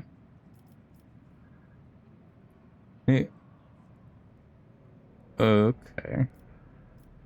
A bloody synth coat was discovered not far from the corpse. I would ask for the enforcers in this room to present their coats.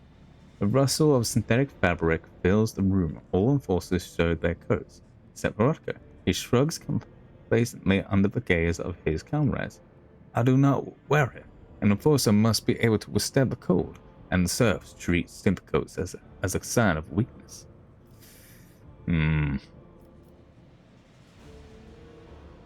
Very convenient. Is this? Trottbacca draws her auto pistol and points at Rocco, who appears entirely unperturbed. I will give you one chance to retain your last shred of honor and confess. You sabotaged the investigation. Why? Isn't it obvious? Rocco smugly arches an eyebrow. To expose the conspiracy myself, and to prove your incompetence to his lordship, to take the place I actually deserve. But yes, I toiled for the good of the dynasty, and when the former master of arms was killed, I was refused my promotion. Instead, they gave me a position to you, a self-serving Trottbacca nit. I guess a noble name means more than talent. What this crime occurred, I realized it was my chance to show what I was worth. While you were busy dallying, I quickly learned the name of the suspect, diverted the course of the investigation, an easy enough task, and began looking for the real Gwendon. Had I found him in time, your position would have been mine, Jocasta. Simply listen to yourself, and you will understand why they made me Master of Arms, Lord. Lord Captain, I request permission to dispose of this refuse personally. Rocco, you were really hoping you could deceive the Master of Arms and me? Your dismissal tone makes Rocco flinch in indignation. I had every chance, but you were shrewder than I expected. My little trick with the body did work. You still don't know who was behind it all. But have I already figured it out? I hid Gwendolyn from you by damaging the cottage and delivering you fake. Oh, wait, okay, this is actually kind of. You're actually. I hid Gwendolyn. Okay, an idiot will be willing to incriminate himself out of fear. I even prepared a contingency plan in case he cracks by making sure he would blame someone else. Yes, there were a couple of slip-ups, but you must admit it was a solid attempt overall. You do not seem to fear punishment.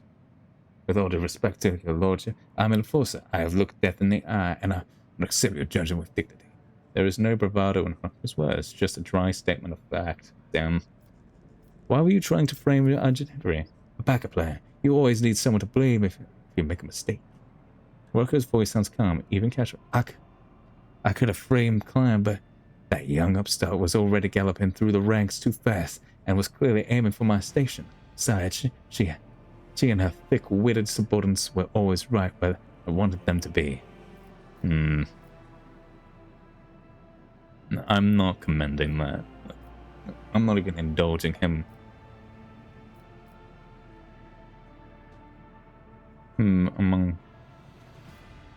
Ooh, okay. I will give you a chance, Rocco. You are demoted to become an initiate at the shrine where you receive.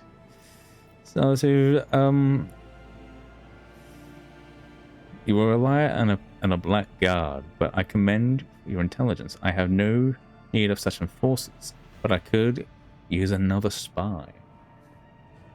Now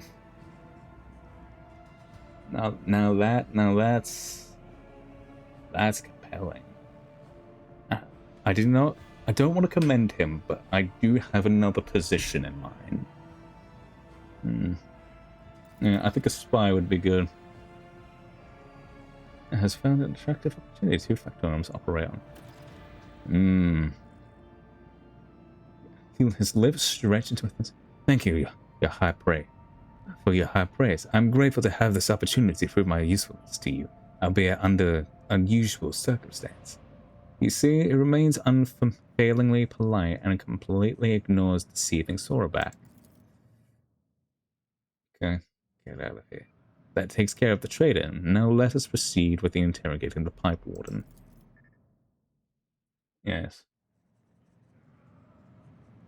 Oh, the pipe warden does his best to remain reverently bowed, which paints a rather comical picture given his formidable height and complexion. He lowers his head, tugging at his beard. Senior pipe warden Gwendon, honored to serve, Lord Captain. I'm ready to confess to everything. You are the real Gwendon, are you not? I am, and I'm proud of it. Lord Captain, a pipe warden's craft is hard work, but necessary. My number is SP26855. My work partner was the late Otto, number SP24601. I oversee the water resupply systems and the upper decks, sectors A3, K8, and R2. That includes value 27B. Okay. There can be no mistake. I have identified his identity myself. It has been confirmed by other workers. Good. Very good. Why did you fill my bar with blood? I did as the servant of death commanded. She said the Emperor gave the first spinner a sign that the lordship should be bathed in blood of poor Otto, my partner. And I was given sacred, so I obeyed. I was scared, so I obeyed. The first spinner? Are you talking about the Vizier of Blood's... Yeah. Yes, that's him. He leads the difficulties. A lot of worship the Emperors by killing. His spinners hunt down heretics, but sometimes they take righteous lives too. Their service is mysterious, fervent, and bloody. Did you kill your mutant partner? That's a good question. I didn't kill him, and I didn't know he was a mutant. Otto and I always got along, even if he wasn't much of a talking. But then, a servant of death came from the darkness, ended him quickly but harshly. She bled him dry and put a black feather in his throat. She told me to pump blood into the pipes, and then she left. I wanted to confess, but I was afraid she'd come for me too, if I did. Whom do you speak? Who do you mean by this servant of death? A holy slayer in black crimson and bone, feared by all. They are quiet and merciless, as death itself. They came from shadows to kill, because the Emperor commanded them so. You have already met the servants of Blood's Beltway, Lord Captain. Their grim possession is not one that the upper decks will soon forget.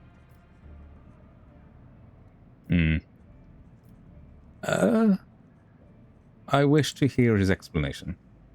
As you wish, Lord Captain. Your Lordship, if I may ask, what happens to me now?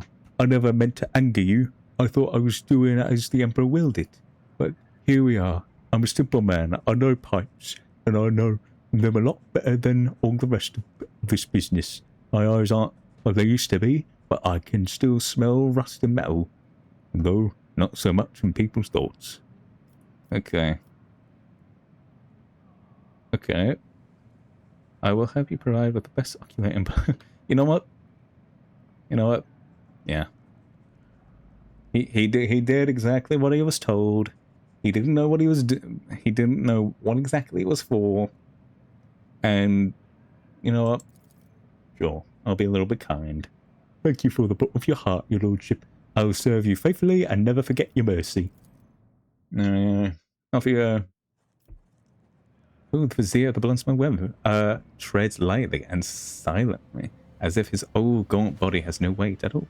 He whispers weakly, Domi Burgley Doglian willed to see me, and so I have come. I have summoned you to discuss the actions of your apprentices.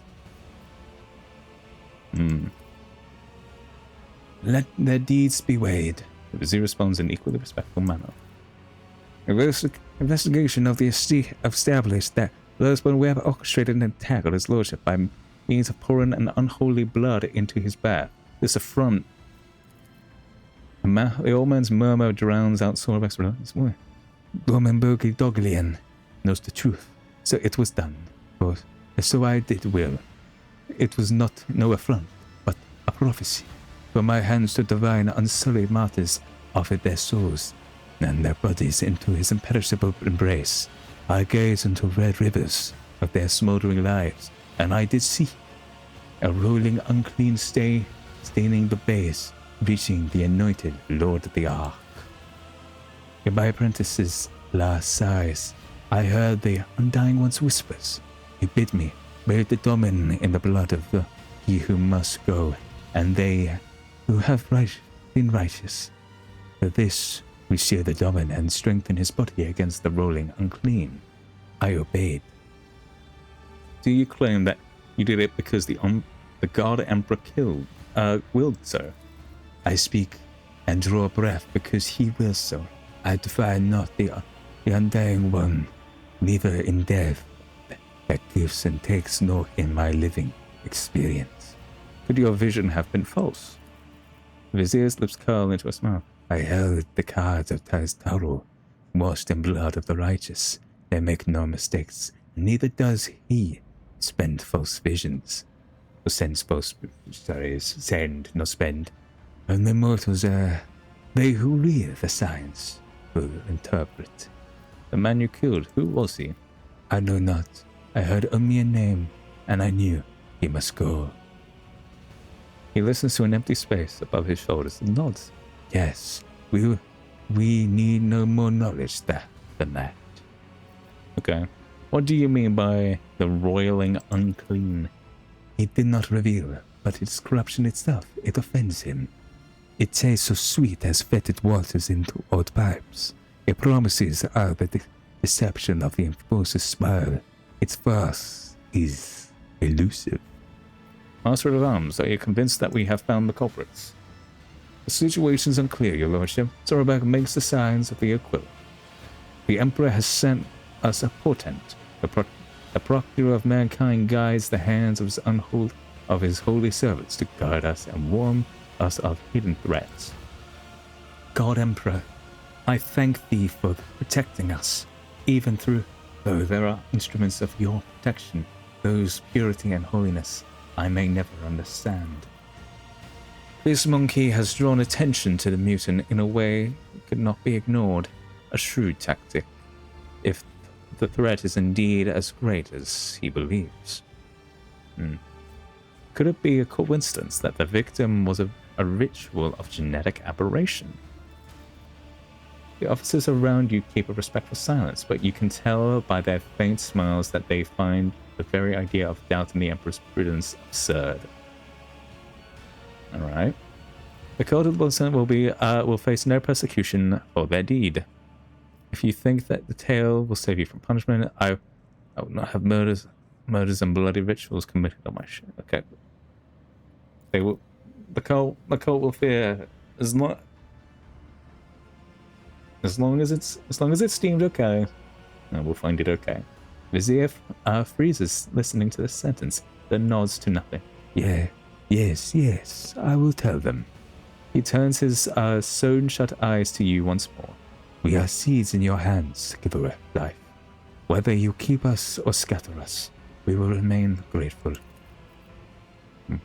Be that as it may, we have hit a dead end. We hope that exposing the culprits would lead us to Aberration's lair. Trottbacca, the investigation must continue. We may be overestimating the skill. Okay. Yeah. The investigation. Let's give them the task. They will have the task of funding this threat. But no spinner or brave warrior from the Domin's circle can find the roots, the unclean, for it can only appear as human and act as human. Only its thoughts betray its vile nature. Only its thoughts are never human. Wise. Anxious silence falls across Trottbacca's. What says this one word? She narrows her eyes. It's unclear thoughts we need to find. Very well. Let Wise find them. He knows how, no matter how badly he wishes, that the rest of us forgot about it. Venice Sakari is a fearsome hunter, and when he hunts, the flagship wails. When he thinks, my teeth creak, and I can feel pain as if I am young again. But his power is great indeed. He can hunt down our prey. How can the choir master of Astrobas be of use to us? Your esteemed Zachary Wise can perform the ritual of thought, reading. The practice lets him do cursory examination of the minds of thousands of people in search of certain individuals. A ritual as rare as it is dangerous, and only someone as versed as Master Wise can accomplish such a feat. Has Wise done something like this before? Once Lady Theodora made use of his services to expose spies on board, apparently had been in the employ of the Lord Inquisitor, Kalkazar. Okay, that's fair. Correct me if I'm wrong, but it seems that not everyone here is eager to leave this matter to Master Wise. I would say that one eager will be Master Wax himself. Last time his efforts caused some severe warp manifestations. Ritual is truly perilous. Not to put it too fine a point on it, Vice nearly destroyed the ship back then. Incidentally, he had given us multiple warnings that it could happen. Lady Theodora ignored him, and we reaped the results. Oh, why do I get the feeling that I know what's going to happen next? That is all, Master at Arms. Your duty is done. I give you leave to wrap up the investigation on the officer's deck. My duty will be done when the threat is eliminated. Oh, I will brief the enforcers while you consult Choir Master Wax, Lord Captain. Okay. So we found out that problem that apparently happened. Good. Good. Okay. Pardon me. Alrighty then. Oh yeah. I'm not missing anything, am I? Okay. Ooh, contracts. Weapons for people and provisions. Yes, please. I didn't need that many weapons anyway. Okay, good. I'll deal with that later. Okay, the quests. That good. Okay, let's have the channel. Very distressed, blah blah blah blah. Other things. Alright. Let's go find Weiss, wherever they may be. Victus. Huntsman Revour, Montag. Janice. Where? Is it him? Is how's Master Revour? Are you? Nope, you're not the. Where is the choir master? Foxman. Or anything interesting lately? No information at this moment. Okay. Where? Nope. No.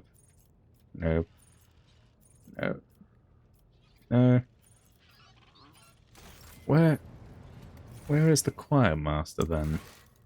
Astropathic Chapel. Okay.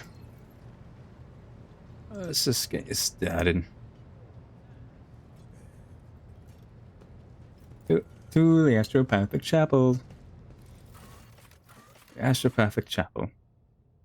Yippee. Okay, yep, that team seems good.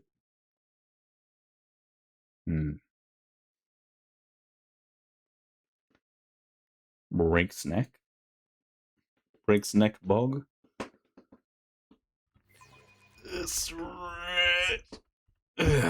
Okay. How fascinating. To me, the Immaterium is made of colors, but to the astropaths who dwell in this chapel, Oh god. it is music. Cursed music. Why do the astropaths not fill this place with litanies in his name instead? Nowhere. I find it a bit strange as well. I find it a little bit strange, but as long as the job gets done, I don't care as much, funnily enough.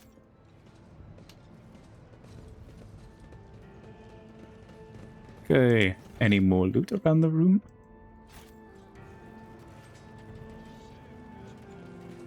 I'm guessing there's Zachary.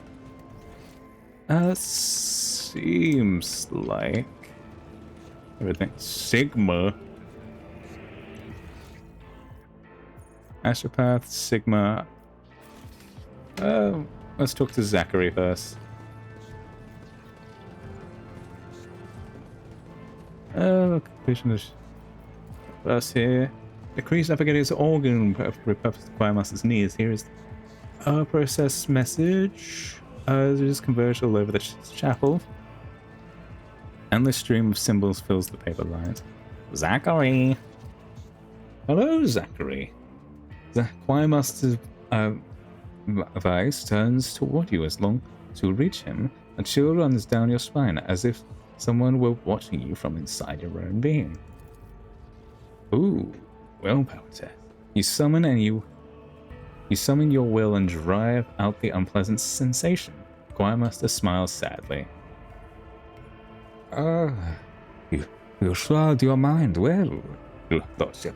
And yet I can guess why you have come. With all due respect, I am asking you to reconsider. Reconsider what? I haven't asked my question. So you would rather not take part in the search for the mutineers? It is my wish to be useful to you, Lordship. But what you have come for will put the ship in peril. A ritual of these kinds can, and certainly will go the worst way possible. Your predecessor came to me with the same orders. Nothing good came of it. Please believe me, Lord Captain, when I say a mountain of corpses was the least of the problems we faced last time. So you say you have performed the ritual before Theodora? Many years ago, it was the time when Lady Theodora had become anxious. Perhaps the Lord Inquisitor's interest in her affairs adversely affected her. Shall we say, trust in her own subjects? She was expecting a betrayal, and eventually her paranoia brought her to me. I performed the ritual, but the choir ceased to exist. I remember that day, Lord Captain. When we arrived at the chapel, there was blood and human remains everywhere. But that was the least of the terrifying things we saw there. The Asurani spent decades tempering their machines and touching the veil. You lack the gift of time, yet you seek to harness powers that are only to please with your ignorance. What is the nature of this ritual? It takes the entire choir's power to invade such a prodigious number of minds at once. I weave their voices into a chord and steer it into the murky sea of the other people's souls. Together we read tens of thousands of thoughts, emotions, and intents looking for the thing we are after. The seeds of corruption are interested in. Why are you so worried about the ritual? Lord Captain, do you know the proverb about staring too long into the abyss? What are you asking for is tantamount to plunging the entire choir into the abyss. A ritual like that will require incredible focus, and each of its participants, it will take a single careless thought, a single glance into the wrong direction, for the way back to be lost.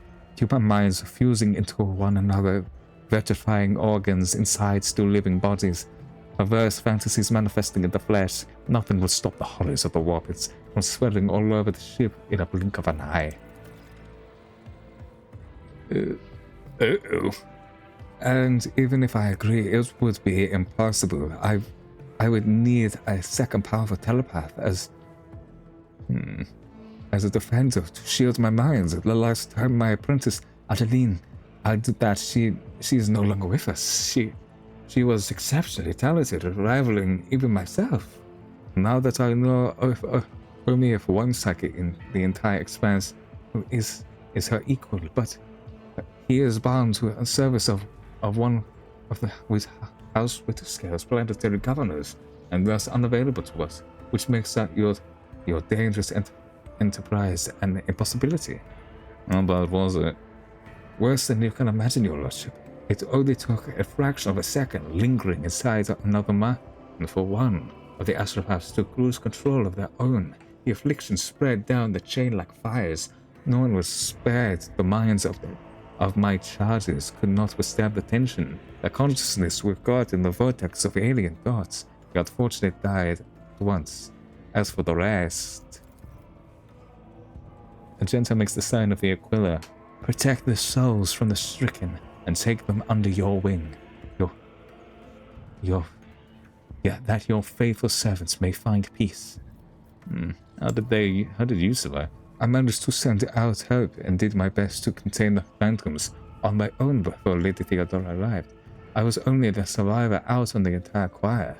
Her ladyship allowed me to spend a month in a secluded cell upon whose floor and walls I drew the most powerful, effective hexagrams.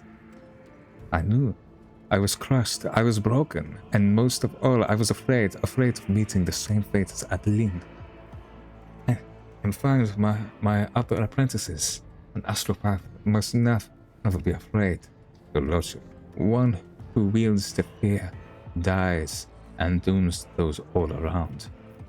How did you replenish the choir? Lady Theodora bombarded for months pressed to provide her with new astropathic choir. In the end, new voices did fill the chapel. They were never told what happened to the previous choir, but they have inklings. And I pray to the God Emperor that they never find out the details of the tragedy. How is a ritual like that even possible? It is akin to heresy. The important thing I am interested to know is, was the ritual successful that time? Did you find what you were looking for? Choirmaster cowers as if concerned. I did find it, but the price. Lady Theodora got the names she wanted, but was it worth it? The tragedy was remained a secret hidden within the chapel, but we were a hair's breadth away from becoming an epithet inscribed on the ship's remains. You blame Theodora, but it was your own want that the ritual led. It is fair to say my predecessor was being herself there. Please, Lord Captain, learn from the mistakes instead of committing your own. I see. That is the harsh truth, Your Lordship. It must be done. We can find a psychic who will help you perform it. I am reluctant to risk my own life for this ritual, and the search for the rebels has become quite tiresome as well. We can find you a psychic. And who is it? The choir master smiles, though courteous seems ever so slightly. Heinrichs, is a psychic, he could help. You mentioned knowing a powerful psychic employed by the... Who is he? I have no time for finding you an assistant. Advice, start the ritual at once. You mentioned a guy by them. Master Harriman is a seasoned telepath, but his lord would never pass with such an incredible, valuable specialist. A sizable amount of money will be necessary to organize Master Harriman's escape. I will hire professionals to set up his escape. Send a message to whoever ought to know him. You know what? We will find a more honorable way. I think Master von Calix is brilliant biomancer, Your Lordship, but as far as I know, he is not particularly adept at telepathy or psychic protective rituals, is he? Oh, God. We're fine. Fuck. As you please, Master Harriman. We welcome the news of his forthcoming release. His present lord is quite unpleasant. I will report back once Master Harriman has been brought upon ship. Alright. Well, I guess we can leave him there. I guess we can make our leave. Do another compartment. Voidship Bridge, Red Line, Voidship Shrine, Voidship Bridge. Ooh. Hang on. Voidship Bridge. I think I said right. Voidship Bridge. Problem is, I don't know where to find that mission. Do I just go talk to Revor again? Because I definitely need to.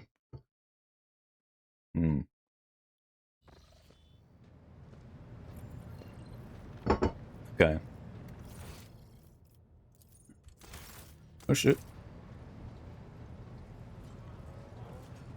Revor. Oh, okay. No. I have no idea where to find a valet. Okay. I will never know. I'll never know where to find what I'm looking for. Oh well. Well, may as well move around on the map for just to get things done. We'll,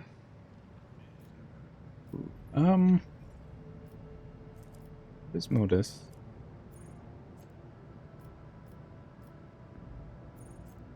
Why is it the Calabascan ship? Okay, let's warp travel there. Oh yeah, I need to go over here. Just get there. Just make it unsafe. Okay, we'll do this. We'll have a look around these two systems, and then see what's going on here.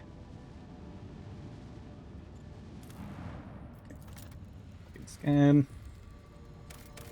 Promethium. How much promethium do I have? 6. I have 1 extractium. God, I need to save it.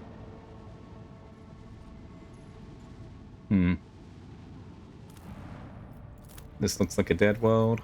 Or an asteroid. Blast steel? I don't need blast steel right now.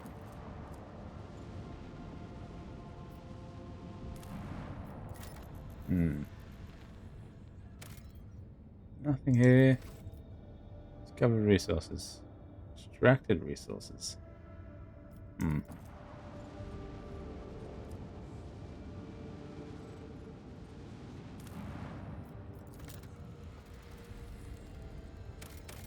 Steel. Pretty sure. Hang on, I just need to check. Do you want to use? No. Okay. Forensic expense. So far we're so good.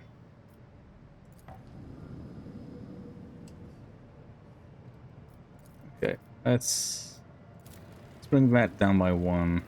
Just make it unsafe. Oh shit! Your lordship, Master Hamid was successfully in his escape and has arrived on board. He has almost completed the ritual of harmonization with the rest of the choir, which has given our voices greater strength and cohesion. We have made our preparations and are awaiting your arrival. Start the ritual as soon as you give the order. Okay. Very nice. Very nice indeed. Ooh. Yeah, Freddy's 2. Oh. Ooh. Ask. Oh, okay. The rogue trader's voyage was facing several direct sketches. The Xenos in no hurry to attack, and time seems to have slowed down. One wrong move and to carnage. Ask her for help. Her speech is met with a torrent of Ilbari abuse that is too much for even the rogue trader's eludicator. The Xenos accuse her of betraying her kind by conspirating with Monkey and seriously cut the connection, yet their ships are no longer blocking the way. Thank you. Okay. Blast steel. What the hell's there? Okay. Okay, thanks. Thanks, Pascal. Okay, yep. Ready.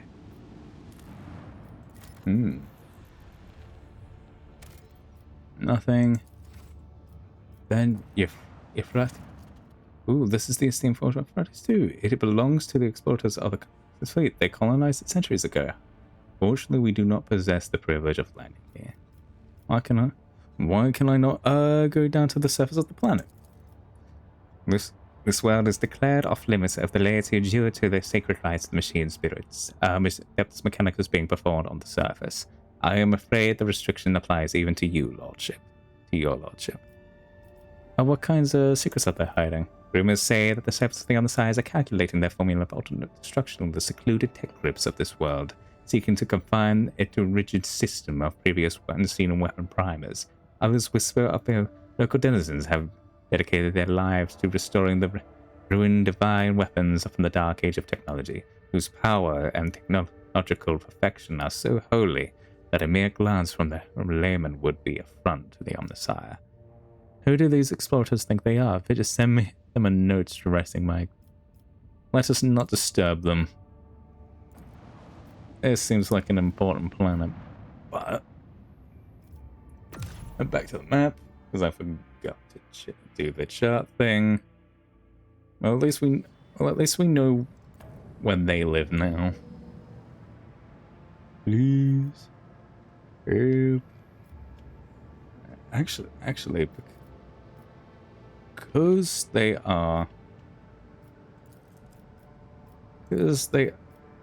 it is an important thing. I will make this, because it's an important planet, I will make my way over. I will make a green line heading there. It seems only fair. Okay. But right now it's probably the end time for me. It's probably time to stop. Time for me to depart, because it is that time. Oh shit. Yeah. It's definitely time for me to depart. I'm tired, hungry, and I have no actual track of how long the stream's been going, besides, well, the time I've got. But anyway, time to raid. I hope we've enjoyed stream, because I have, and I think it is time to raid the praise rock, because we have to pray. We have to pray. Thank you for coming. I hope we all enjoyed stream, and in case I don't see you, good morning, good evening, and good night, and bye.